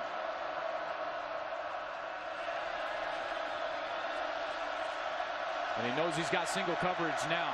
Kansas State moves to a one safety look. And the handoff to Green, tries to get around the corner. Nothing doing as he's chopped down close to the line of scrimmage.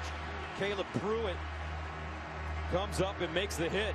Very surprised they checked to a run there. Anytime you see one single safety deep, that means that your offense is not going to be able to block everybody in the front.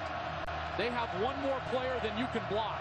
Very surprised that TCU decided to run it on the last play. So 3rd down and 9 at the 38. TCU 1 of 4 on conversions. Empty backfield for Boykin. He'll let it fly. Boykin now scrambling over the middle and caught at the 15. This ball caught by Dotson, who broke open late and was wide open. That's a gain of 23. Initially, just fantastic coverage. They had everybody locked up, but then Dotson, who wasn't even supposed to go there in the route, he found an open space when his quarterback was in trouble. First down at 10 to the 14. Boykin. This time he finds White. And Desmond White will get inside the 10 and pick up 6 yards. Desmond White, a sophomore from DeSoto, Texas, is a high school football legend. At 5'7", 150 pounds, he was the quarterback for DeSoto as they won a state championship. No one recruited him because he's only 150 pounds. TCU took a flyer.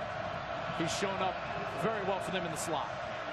2nd down and 4 at the 8-yard line. Here's a handoff. Green. Looking, Green, touchdown TCU. And how about the block by the quarterback, Trevon Boykin, to spring Aaron Green. I love it. I talked about this guy's competitive spirit. Boykin, after the handoff, is actually going to come up and get the block that allows Green to get the edge. Man, I love it. I love it when quarterbacks are more than just the quarterback. I know it wasn't the most devastating block, but Gus, you got to give him credit for just getting in there. He did That's what I'm talking about. They scored a touchdown. 7:14 to go. 3rd quarter. Extra point. Good by Oberkron. So the story of the 2nd half, a pick 6. And now TCU drives it all the way down the field. 35-31. The moments are 7 carries, 105 yards, 2 touchdowns for Aaron Green. TCU's leading rusher came to the game with 504 yards rushing and 6 touchdowns rushing. Played his true freshman year at Nebraska.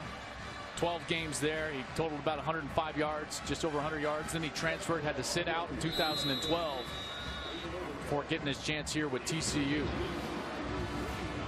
Oberkron will kick it off. Dominique Heath back deep.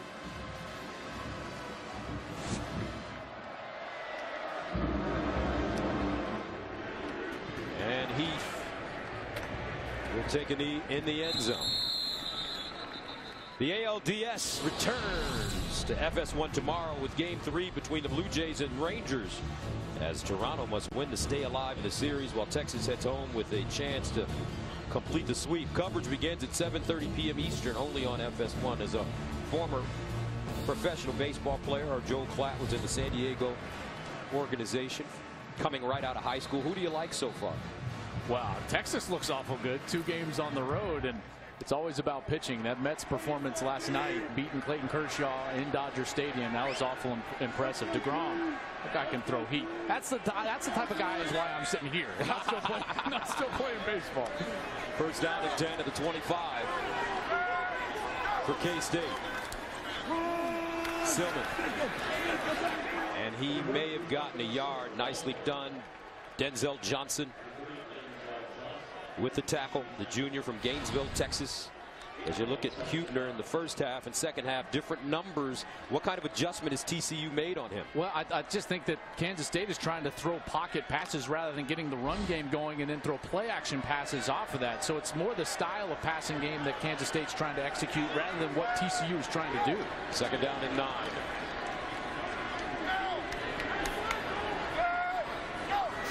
TCU showing blitz. They pick it up. Huebner, sideline, incomplete. Looked like he was attempting a back shoulder throw to Burton. This is just such good coverage. I've stressed this a couple of different times tonight, but wide receivers always cover themselves up by getting pushed all the way to the sideline. And that's exactly what Nick Orr did, number 18, sophomore from DeSoto, is he used the sideline as his friend. Push the wide receiver over. There's nowhere to throw the ball. 3rd and 9 at the 26.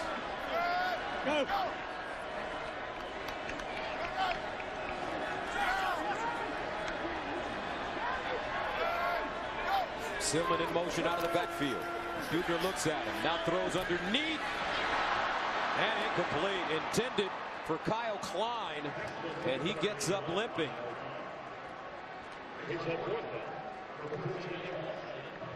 I thought that was a good ball from Huebner.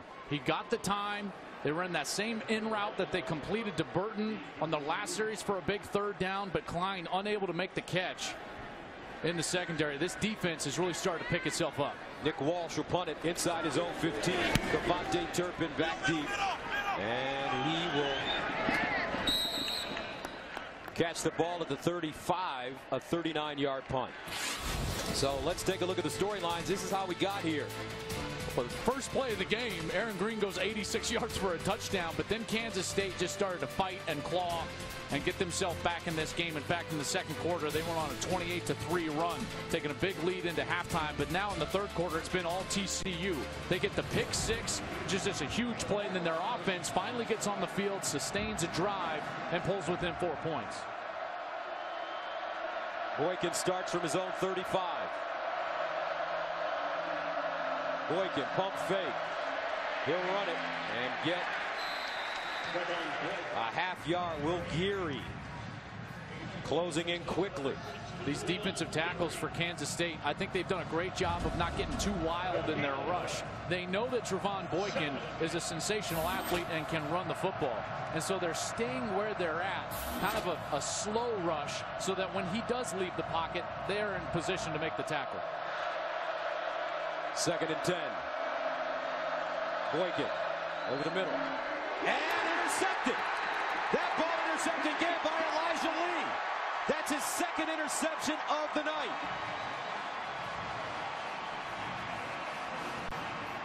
I'm sure this will get looked at because that's one of those plays where it's awful close to a trap. We'll have to see if Lee actually had his hands under the football.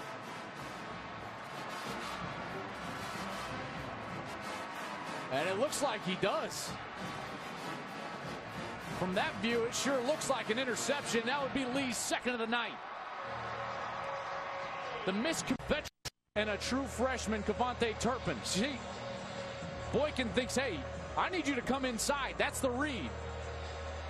That's great leadership right there. He did not scream at him. He put his arm around him and said, hey, this is what I expect from you because I'm going to need you later in this game. It's only a 4-point game. This game's not lost right there. Trevon Boykin showing excellent leadership after throwing his 2nd pick of the night. And that's pumped life into the building as Kansas State takes over at the TCU 42. Let's see if they get back to their basics with their running game, especially from Joe Huebner.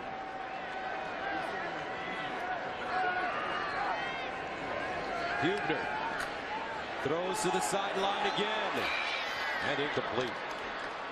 Every time we've seen Huebner try to throw the ball down the field to his right, he's thrown it out of bounds. Cody Cook, the intended receiver. And he knew it. This is why he's so frustrated, because he realizes that that's his mistake. It's not the wide receiver not getting open. It's not an offensive lineman not staying on a block. It's the fact that he's given his team no chance by just throwing the ball right out of bounds. 2nd and 10.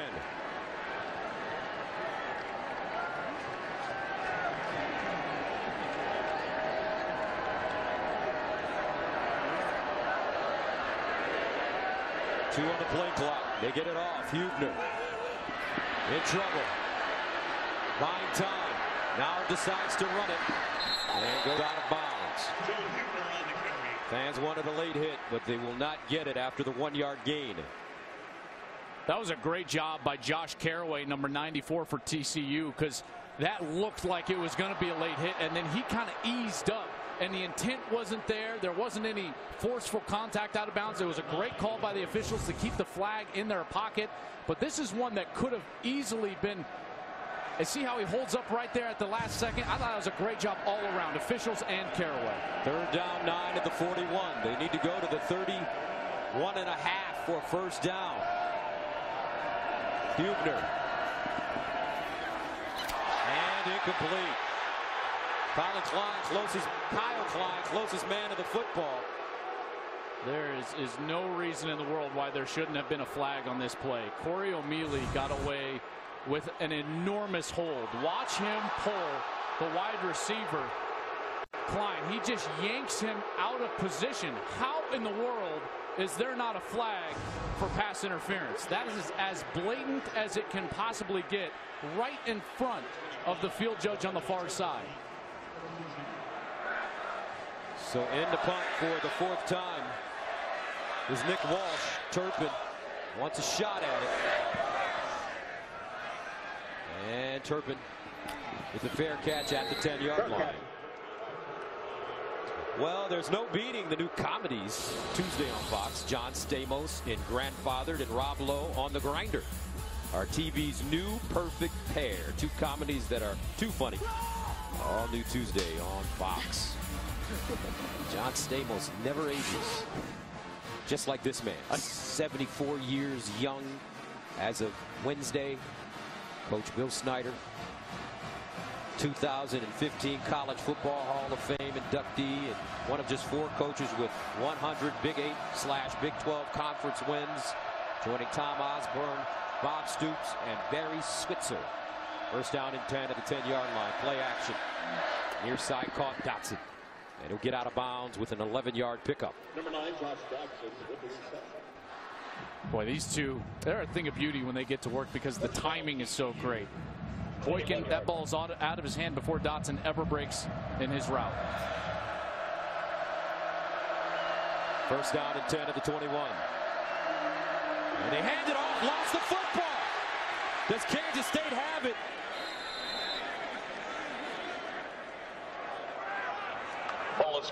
TCU will hold on. Boy, that ball was on the ground for quite a long time. This exchange is always the quarterback's responsibility. The running back has to have his eyes on the defense so that he can see the cuts. So the exchange there with the quarterback and running back is absolutely on Trevon Boykin's shoulders. Boykin with the presence of mind to jump on it. 2nd down and 10 at the 21. Boykin in trouble. Reverses. Steps up. On the move. Boykin. And he gets out of bounds. A 5-yard gain. I mean, he turned this into a no-chance 3rd down opportunity of about 3rd and 25 into a very convertible 3rd and 5 with his athletic ability. That is a sensational escape back there near his own 10-yard line just to get this in position to potentially move the chains. 3rd down and 5 at the 26. Kyle Hicks comes in at running back.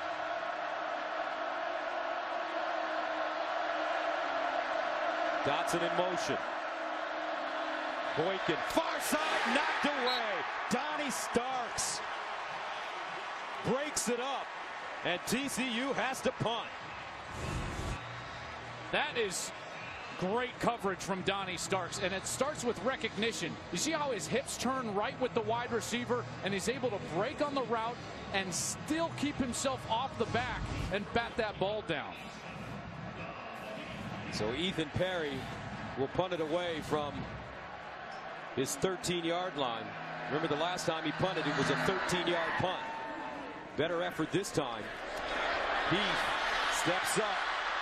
Heath tries to get outside and goes down at the Kansas State, at the TCU 45-yard line. A 36-yard punt and a 17-yard return. Buck Jones with the tackle on special teams for TCU. Now take that 87 off and put number 4 back on. Yeah, that serves two purposes, because it's like a tearaway.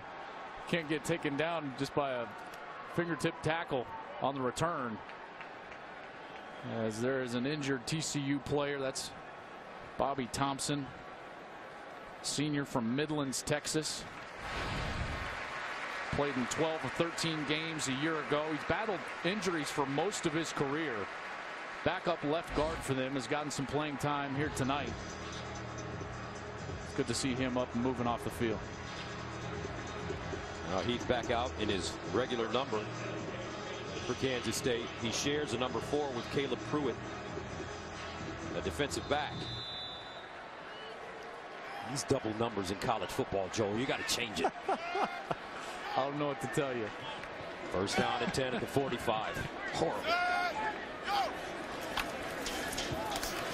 And here's Huebner running, and he throws it out. What a dangerous play. Well, it had to be backwards because he was well past the line of scrimmage. Going to be tough to see it from this look, but he's running. He's well past the line of scrimmage, and then he has to throw that ball backwards, or else that's an illegal forward pass. I mean, from that angle, looks like he threw it forward. It looks like he threw it forward. There's no question.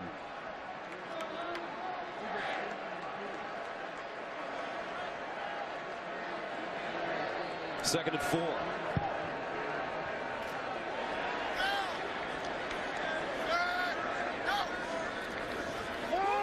And they'll hand it off. Jones, first down. Charles Jones. Some hard running for this junior. You know, that was a huge play, because replay can absolutely get involved. Here's another look at this play from Huebner on first down. He's well past the line of scrimmage, and he throws that ball. It leaves his hand right at about the 40.5-yard line. Mike Pereira, replay could have gotten involved. That ball was caught at the 39. That would have been loss of down. Clearly would have. You'd have gone back, and it would have been actually 2nd and 10 with the loss of down penalty instead of 1st and 5 on the play. But they maybe felt that wasn't a big enough issue to stop it. Here's Jones again trying to spin, and he's chopped down by Howard. But as we always know, calls tend to even themselves out. Remember the holding by O'Mealy, or the pass interference by O'Mealy that wasn't called. On the last series would have given them an automatic first down the field. You're exactly right. In the ebb and flow, you can get upset with singular calls, but in the grand scheme of things, generally they even themselves out. 2nd and 10 at the 33. You are the voice of reason, my friend. 25 years. Huebner hands it off. Jones around the corner with a burst of speed. First down, Charles Jones. A 19-yard gain. Now Kansas State getting back to their bread and butter. That's right, and they're attacking these linebackers. I want you to watch the linebacker commit again, and that's what allows Charles Jones to get around the edge. There's no reason for this linebacker, and that's the true freshman Montrell Wilson, or excuse me, Traven Howard, the sophomore. He gets himself way up in the line of scrimmage and out of position. These linebackers have had a heck of a time tonight. Jones averaging 8.5 yards per carry. First down at the TCU 14. Jones again. He hops through the hole and picks up 1. Clock winding down, 27 seconds and counting. You know, most teams in college football would rush up to the line and try to snap it again. Kansas State's just going to walk over the sidelines and say, absolutely not. One thing Bill Snyder told us about his philosophy as a coach: I never want to get too high. I never want to get too low. I want to always stay in control. Right now, K-State 35-31, threatening, in control. Fox Tuesday. Spend your night with John and Rob.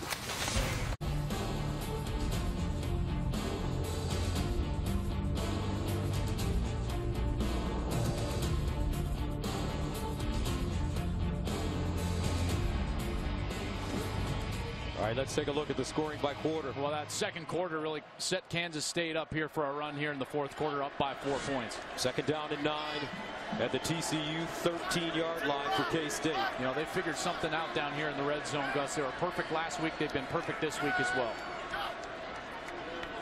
Here's a handoff. Silman following Gronkowski. I tell you what, he doesn't make a lot of plays that show up in the stat sheet, but Glenn Gronkowski, as I mentioned, one service has him tabbed as the 9th best NFL prospect in the Big 12. And it's because the NFL still will use that hybrid fullback tight end type, even though it's basically left college football except for here in Manhattan, Kansas. And I just love the fact that he gets so much play and run and publicity here in Kansas State. Can you imagine the wrestling matches with his brothers? Third down and 3 at the 7. Oh, man. Huebner keeps it. Picks up a first down as he's tackled at the 2.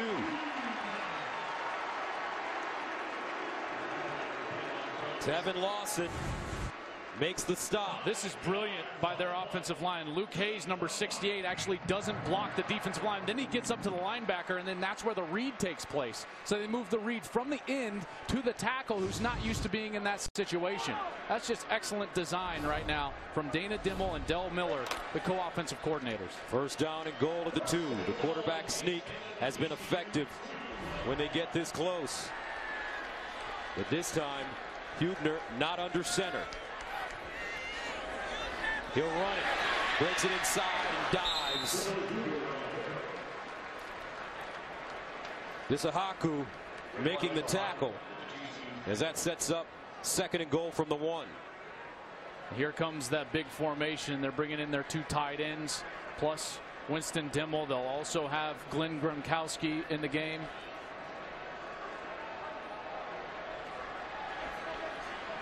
They've got 12 guys in the huddle right now. They're going to have to take a timeout. So Kansas State calls their second timeout. 35-31. College football is presented by Geico. 15 minutes could save you 15% or more on car insurance. And sponsored by Goodyear, tires with a strong tradition of superior performance. And by AT&T. DirecTV and AT&T are now one, bringing television and wireless together. Welcome back. Second down and goal at the 1-yard line for Kansas State, leading the second-ranked team in the nation 35-31 on their home field. Joe Huebner, the quarterback, split way up at the top of your screen. That's Charles Jones, who's in the Wildcats set number 24 at quarterback. So Jones in the shotgun. Jones runs it, leans forward. And they do not give him the touchdown. It's going to be a great look here right down the line. Some good push there from 48, Glenn Gronkowski, and just doesn't look like the ball ever gets to the plane of the goal line.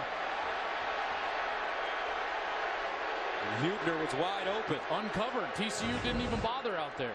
So here we go. Third and goal to the 1. Quarterback sneak.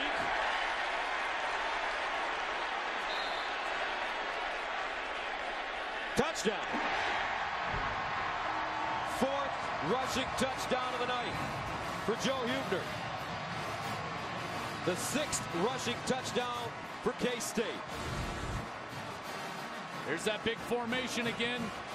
The exact formation that they've run this quarterback sneak in all game long. And there's big number 38, Winston Dimmel, 235 pounds, pushing his quarterback into the end zone.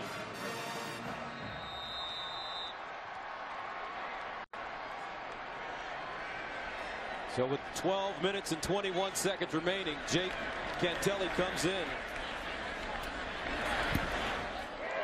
Extra point is good. Kansas State using the power game against TCU. Gary Patterson says, forget about it. And welcome back to Fox College Football, presented by Geico, Manhattan, Kansas. 12:21 remaining in the fourth quarter, and an upset is brewing as Kansas State, led by this man, Joe Huebner, leads the #2 team in the nation. First Kansas State player with 4 rush touchdowns since Colin Klein, who is directly to his left. Colin Klein in that white windbreaker was an All-American Heisman finalist for Bill Snyder here. Now a GA, getting his coaching feet wet, so to say. He was third behind Manti Te'o and Johnny Manziel, and he's watched the quarterback this year, Joe Huebner, have one heck of a football game against the #2 team in the land. Jake Cantelli will send it away. Cavante Turpin and Kyle Hicks are back deep. Trevon Boykin itching to get back on the field. This one popped up in the air and fielded at the 25-yard line by Cody Small. And he'll get to the 30. Let's go to Los Angeles for a game break. Gus, thanks. Well, #4 Michigan State may be looking a little ahead to their matchup with Michigan next week. Trailed in the third against Rutgers, but starting to figure it out. Connor Cook finds DeAnthony Arnett 25 yards for the touchdown. Michigan State up 24-14 in the third quarter. Gus, Joel? All right, thank you very much. That should be a terrific ball game next week. Jim Harbaugh's Michigan Wolverines playing extremely well. First down and 10 at the 30. Turpin in motion out of the backfield. Boykin near side, ball caught by Juwan Story. And he gets out of bounds after a 9-yard gain. Story started his career at Florida after he was a 4-star recruit, then transferred to TCU, had to sit out in 2012, but played 13 games last season. Second down and 1 at the 39.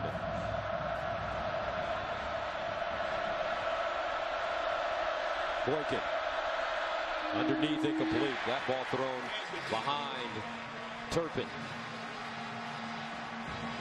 You can see these young receivers are the only receivers that Boykin has a hard time with their timing and their spacing. The older guys, Dotson, Story, Listenby, they're always in the right place at the right time. He's got to get on the same page with those guys. Third down and 1 at the 39.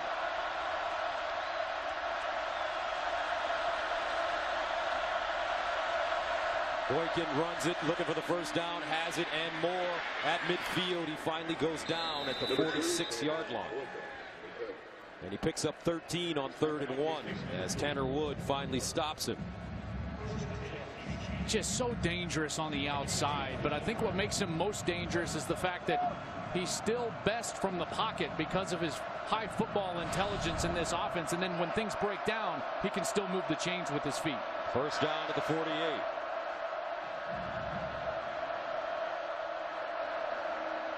Aaron Green bottled up, navigating, and finally slides down at the line of scrimmage. Kansas State left side of the defensive line getting a great push.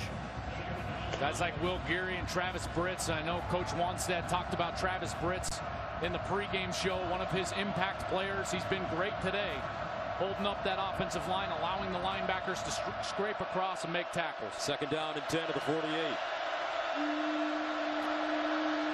And another handoff as Green pushes the pile forward. Gets to the 45. Boy, with the way Kansas State's offense is rolling, I think this might be 4-down territory already with about 10.5 minutes left. So with a couple of downs, I've got to be looking towards my stud, Josh Doxson, number 9. He's going to be at the bottom of your screen. Right next to Turpin. Turpin in the slot. Dotson and Listenby, the 3 receivers at the bottom.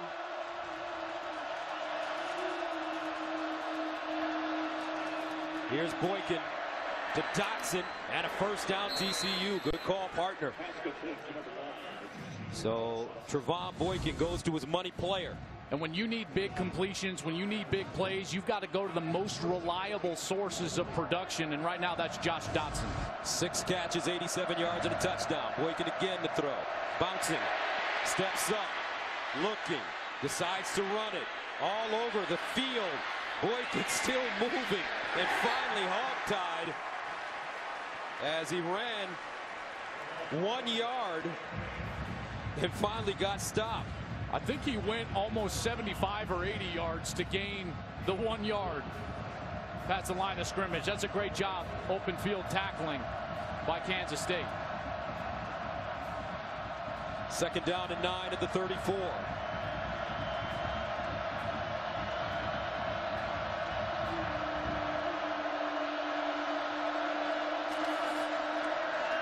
Over the middle and caught by Dotson. 1st down at the 20. I love what they're doing. Number 5, Jesse Mack, is in the ball game. First time he's been in the ball game all year.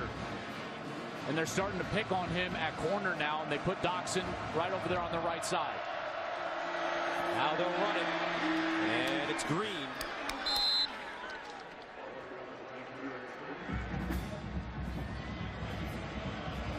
You know, what's easy for them is they don't have to panic and go fast here inside of 9 minutes because this is normal course of offense. They throw it far side, and it's Nixon, and he gets drilled.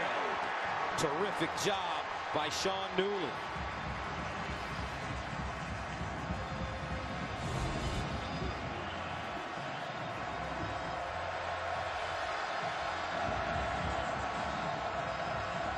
And here comes the crowd at Bill Snyder Family Stadium. 3rd down and 3 at the 14. Dotson's got the mismatch at the top of the screen. Watch Juwan Story at the bottom. He's got great size at 6'4".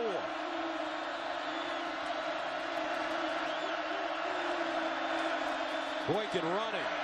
Turns it up. 1st down. Turns the corner. Dives! Touchdown! Trevon Boykin. Sweet feet. And TCU gets the 14-yard touchdown from their All-America quarterback. Boy, he turned the corner right there and just kept himself in bounds, diving for the pylon, keeps himself off the ground, clearly in the end zone. What an amazing run from the Heisman contender. Going for 2 now. Down by 5. Meacham, the offensive coordinator, on the field.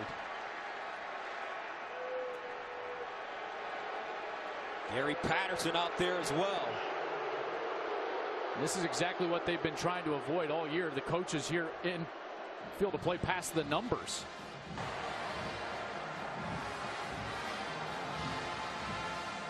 There is no foul for unsportsmanlike conduct. We failed to give them the option on which hash they would attempt their 2-point conversion from. There is no foul. The coach came onto the field to get our attention. That's a great job of officiating. Excellent job. Now, normally you would see the coach run down the sidelines to get the linesman's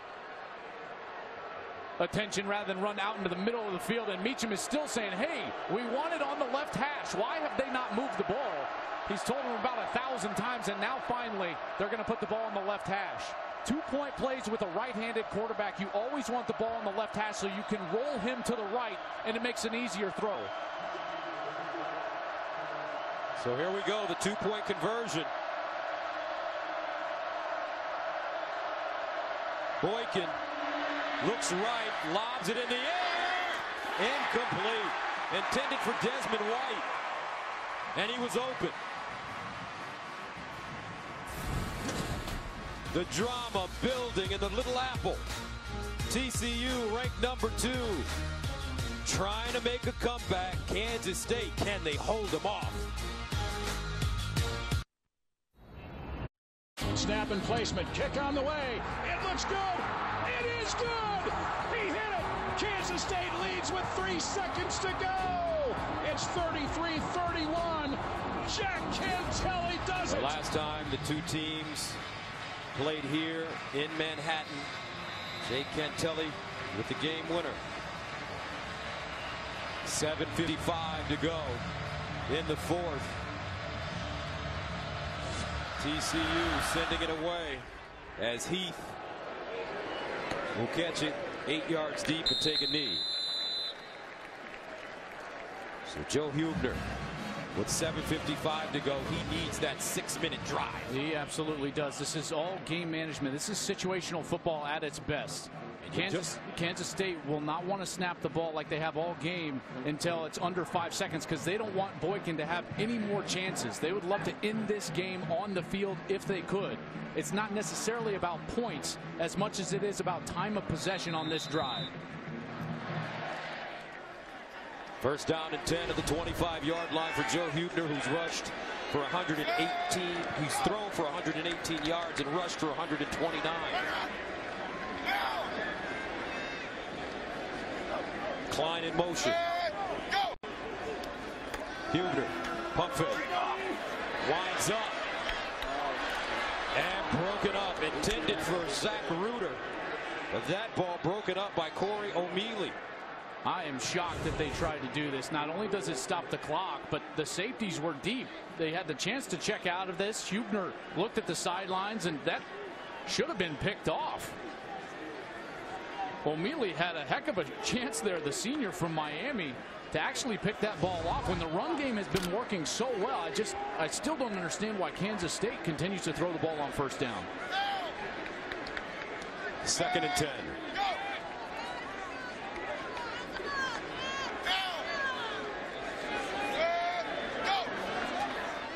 They'll throw it again. Near side, ball caught. What a hit. O'Mealy again as he roughed up Dominique Heath. O'Mealy has been heavily involved tonight. A couple of pass interference calls, some great plays down the field in coverage. Now being physical there with Heath, the redshirt freshman. This is a huge 3rd down. Trevon Boykin chomping at the bit on the TCU sideline to get back on the field. Empty backfield for Huebner. This is usually when he runs the football.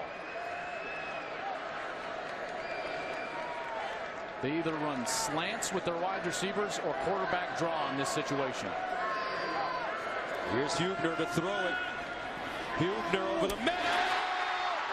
Caught! Deontay Burton with a circus catch as he holds on and picks up a first down for K-State. He caught it twice.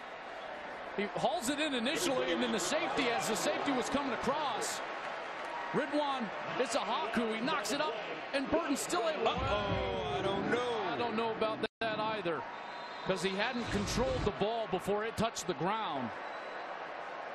The ruling on the field of a completed catch is under further review.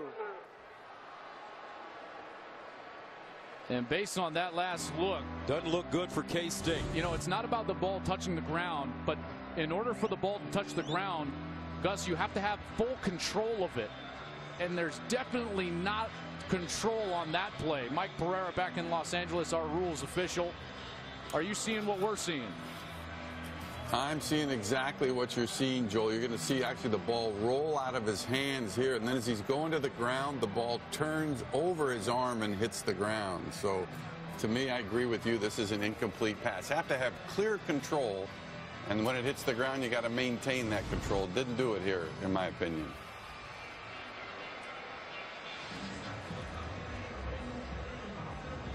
Well, that becomes just an enormous call in a 5-point game. It would be 4th down. Kansas State would be forced to punt. And how about the play by Ridwan Issahaku? Coming back from injury against Texas Tech, they had to start Michael Downing, a walk-on. And Issahaku now comes back in, and him knocking that ball might have saved them here and got his offense back on the field.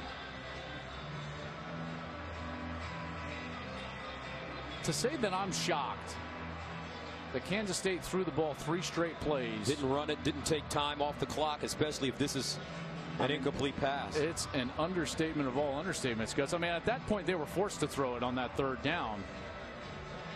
But the way that they've been churning clock and yards running the football, I thought that's exactly where they would go with Glenn Gronkowski and Isahaku just got his quarterback back on the field, it looks like.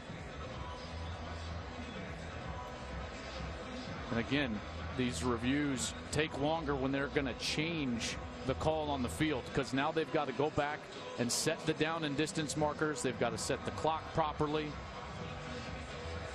because the chains have already moved. Given Kansas State a first down at the 41-yard line, they'll have to move back. They're trying to get all those specifics and logistics ironed out.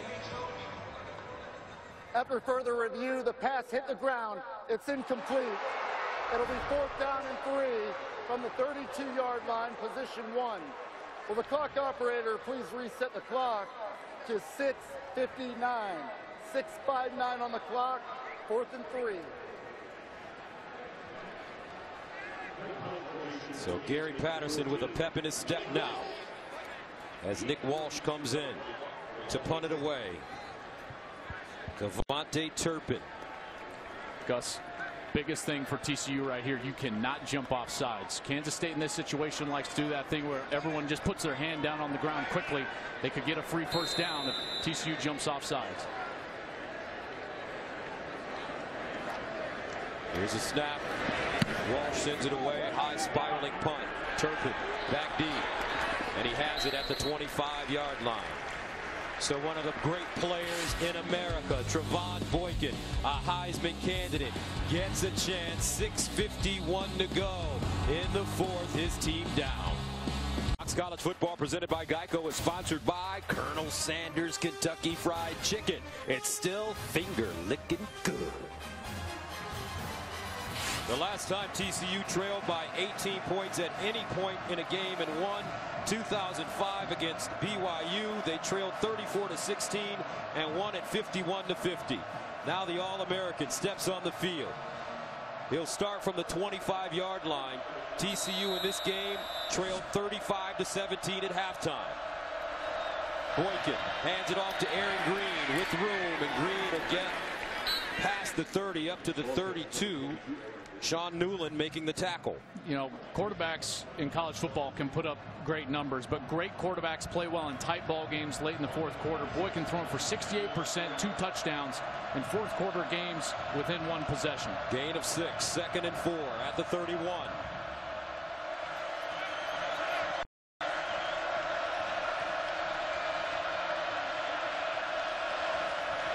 Boykin pulls it out, runs it, gets a first down. Trevon Boykin, burst of speed. Boykin still on the move. Boykin, touchdown TCU. Wow, 69 yards.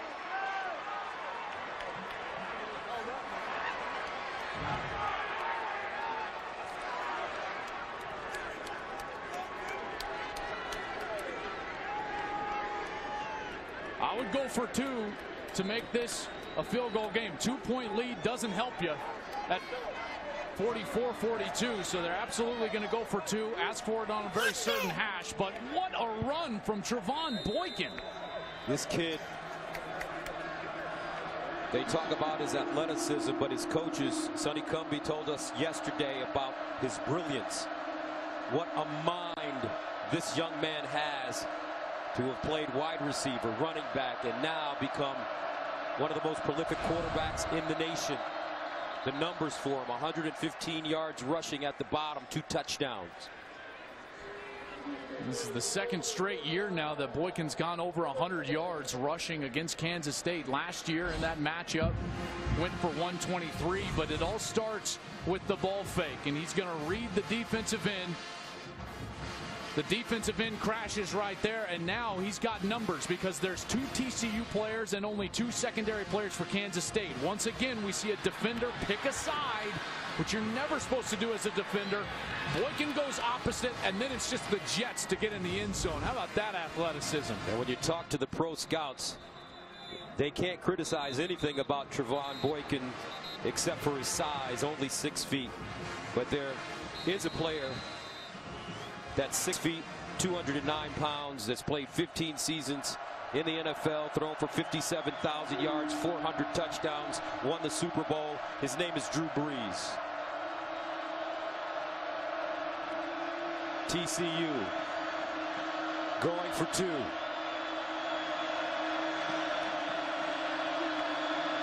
Boykin underneath. Turpin caught it, but a flag. I thought Turpin was leaning. Ball start. Offense, number 25. Yes, he was. 5-yard penalty. Tracker point. Here's Turpin right in the middle of your screen, and he was just a hair. Boy, that was ever so close. He's trying to get the step because he knew there was no linebackers there, and they're trying to complete that inside slant. Wanted to get there a little too quickly. So they'll back it up. 5 yards. 2-point conversion attempt for TCU.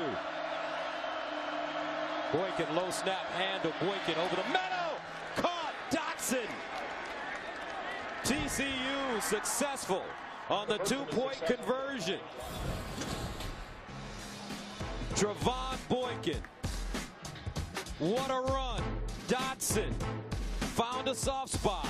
Horned Frogs on top, 45-42. Blue skies smiling at me. Trevon Boykin gives TCU a 45-42 advantage. But a lot of time left in this game, 6:07. Kansas State will get the ball. Boykin in the fourth has rushed 4 times for 97 yards and 2 touchdowns. This one kicked out of the end zone. K-State will start from the 25. Gary Patterson, their head coach.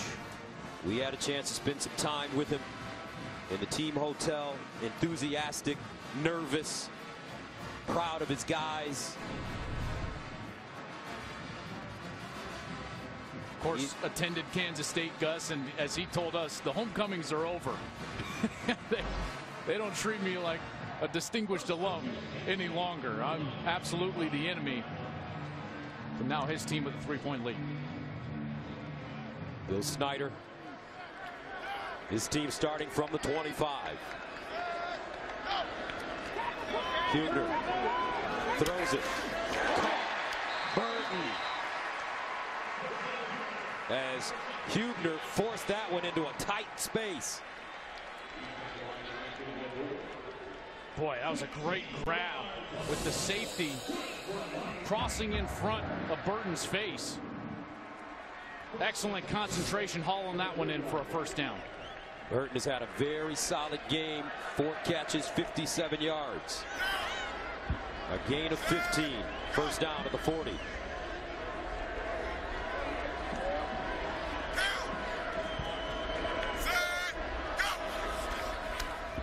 Huebner hands it off to Jones.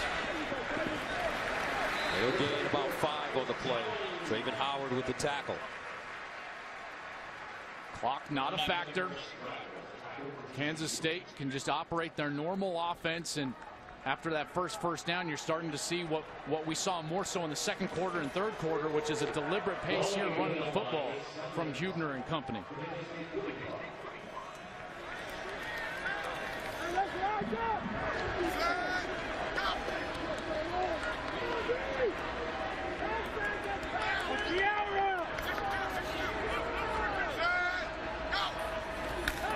Huebner up the sideline again. Incomplete, a flag intended for Heath. Denzel Johnson covering, and he'll be called for interference. Remember, there's no such thing as face guarding, but contact is what the call will be if there is any contact, and there was definitely a little contact before that ball arrived. Clearly impeding his path to the ball as Heath tried to go up and over. Pass interference. Defense, number 30. 15. Automatic first down.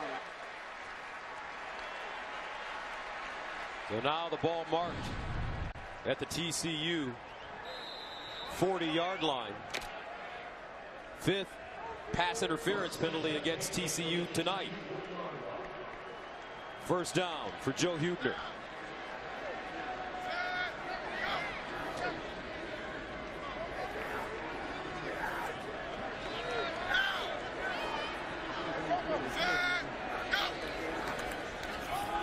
Hubner on the move, and he gets out of bounds. Denzel Johnson chasing him out of play. And it's a 2-yard gain. Finally, these linebackers have stopped committing too early. I want you to watch the linebacker right here. It's actually the safety, Denzel Johnson, who's up in a linebacker position. But he's just going to wait for Hubner to actually break the pocket, and now Hubner's got nowhere to run. 2nd down and 8 at the 37. 45-42 TCU. Hubner near side, caught, 1st down, Kansas State. Once again, Deontay Burton. He's a local kid from here in Manhattan. No emotion from the 76-year-old coach. And how about the methodical pace that we're getting now? Because now Kansas State trying to get the clock on their side, not wanting to score too early to allow Trevon Boykin another opportunity at this. 1st down at the TCU 29.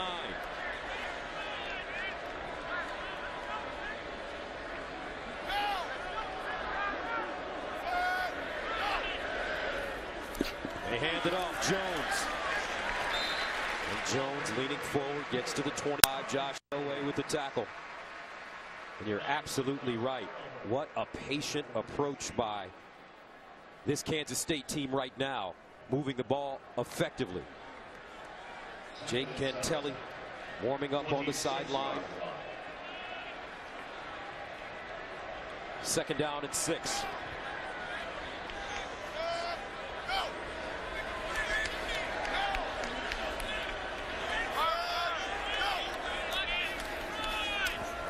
Jones this time, he's chopped down in the backfield. Isiaku coming up and making another great play. Well, that's exactly what you want to try to avoid. He's going to come up and actually blitz from the safety position. And what I love about it is he shows it late after this Hender's head actually picked up. So Kansas State was unable to check out of that play, which they would have loved to once they seen that blitz. So a huge play coming up after the 4-yard loss. 3rd down and 10 at the 29. K-State needs to get inside the 24, 1st down. Burton has been the man. Hubner near side, caught out of bounds, not enough for the 1st. This time it's Heath. Oh, what a decision Bill Snyder has to make now. They've been so successful on these 1-yard attempts with the quarterback sneak, and they're going to send Cantelli out and kick this thing to tie it up. Jake Cantelli has not attempted a field goal in this game. He's flip-flopped in the starting job with Matthew McCrane this season. This from 37 yards away. And a timeout on the field.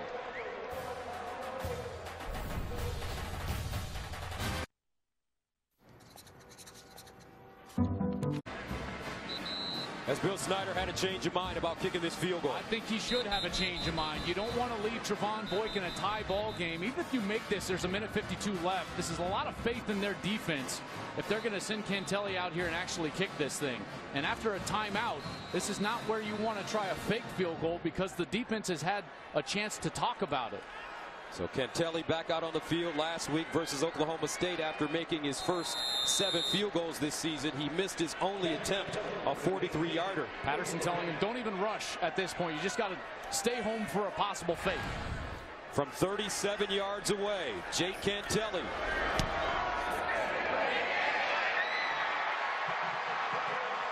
And it's good. Cantelli, ice water in his veins. Levels this game with 1:47 to go. But here comes Trevon Boykin. Who knows? One of these kids. Jake Cantelli with the 37-yard field goal ties the game at 45. I know you had a different opinion. You thought that they should have gone for it and not given Trevon Boykin and TCU an opportunity. to score with a lot of time left on the clock. Very high percentage of their touchdowns happen inside of 2 minutes, so they're basically running their regular offense. They've got 2 timeouts. He's one of the best players in America. I thought that was Kansas State's chance to win the game right there. I wouldn't trust the defense, but Bill Snyder has won a lot of football games here, trusting a defense that's very fundamentally sound. Ian Patterson to kick it off. Turpin will get a shot. He's dangerous. Turpin to the 20. Turpin all the way up to the 35, make it the 36-yard line. So let's take a look at how we got here. I mean, what a game it's been just in the second half alone. Into the first possession of the second half, and it was Kindred that had the pick 6. Then TCU got rolling. Kansas State in that run game. Huebner's 4th rush TD, and then it was all Trevon Boykin. Just a sensational run to give them the lead before Kansas State went all the way back down the field and tied it at 45.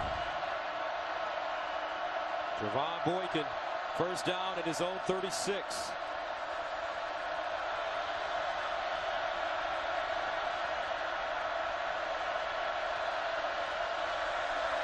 And he'll run it with room again. Boykin gains about 8 yards on the play as Sean Newland stops it. Once again, TCU with 2 timeouts. 2nd and 1. Boykin winds up over the middle. Caught. Dotson. Wow. Touchdown. TCU.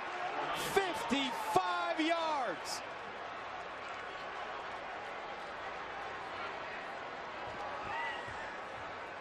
Right on the money. The mismatch on the outside. Remember, for Kansas State, Jesse Mack has been playing number 5. That's the All-American Josh Dotson. As soon as Mack gets turned around, he goes to the post. Boykin puts it on him in stride so he can run for a touchdown. That is too easy inside of 2 minutes. Dotson, 8 catches, 155 yards and 2 touchdowns. Extra point is good. TCU ranked number 2 in the nation. Why? Because they have 2 incredible talents. Trevon Boykin to Josh Dotson. 52-45. And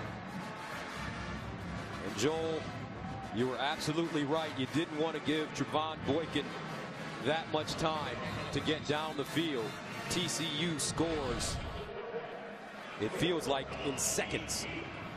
4th straight game for Dotson with 100 yards. This guy showing you why he's a Biletnikoff front runner, and Trevon Boykin showing you why he's a Heisman front runner at this point. Dominique Heath will let it bounce out of the end zone, and K-State will start from the 25-yard line.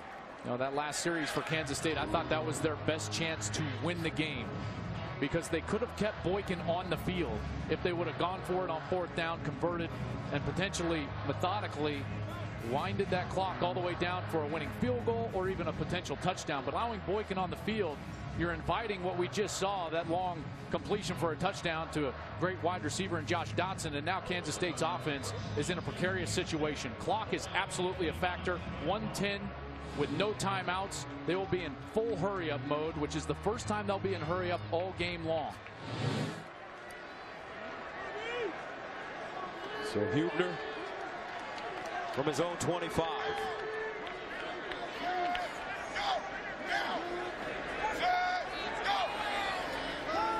Here's Huebner. Rolls out of the pocket. Throws. Incomplete. Intended for Deontay Burton.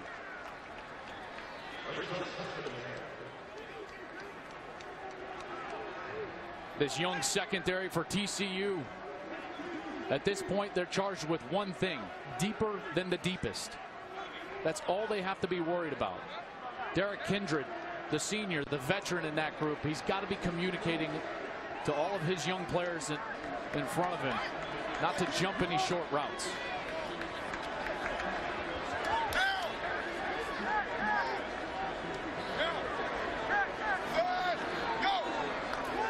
Huebner. And Huebner lost it.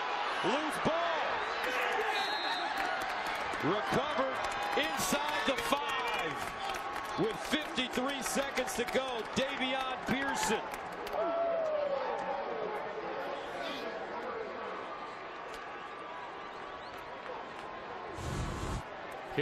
comes. Here's the pressure. I believe that's Montrell Wilson, the true freshman linebacker. And it's just a delayed blitz. He held the ball, and finally that blitz gets home. And Wilson from Keller, Texas, gets the job done. Those linebackers had a bullseye on them all game long because they were young, they're small, 190 pounds for Howard, 208 for Wilson. And then they make the biggest play of the night, sealing this victory for the Horned Frogs. No timeouts for K-State, and Hubner in tears on the sideline.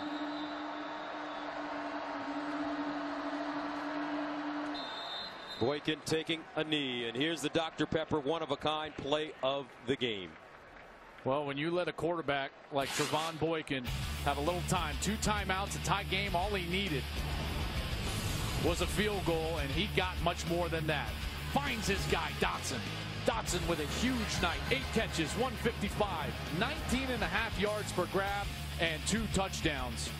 Showing you why those two are a couple of the best in the entire country. What a win. And they escape again. Last time they were on the road, they escaped Lubbock with that 55-52 win.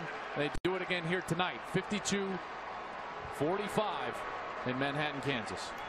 As Coach Patterson walks across the field to shake hands with his mentor, Bill Snyder. The story of this game, though, Trevon Boykin, this young man, in the fourth quarter, 5 carries, 106 yards, 2 touchdowns. He was 5 of 6 passing for 87 yards and a touchdown, a 2-point conversion as well. The first road win at Kansas State since 1980.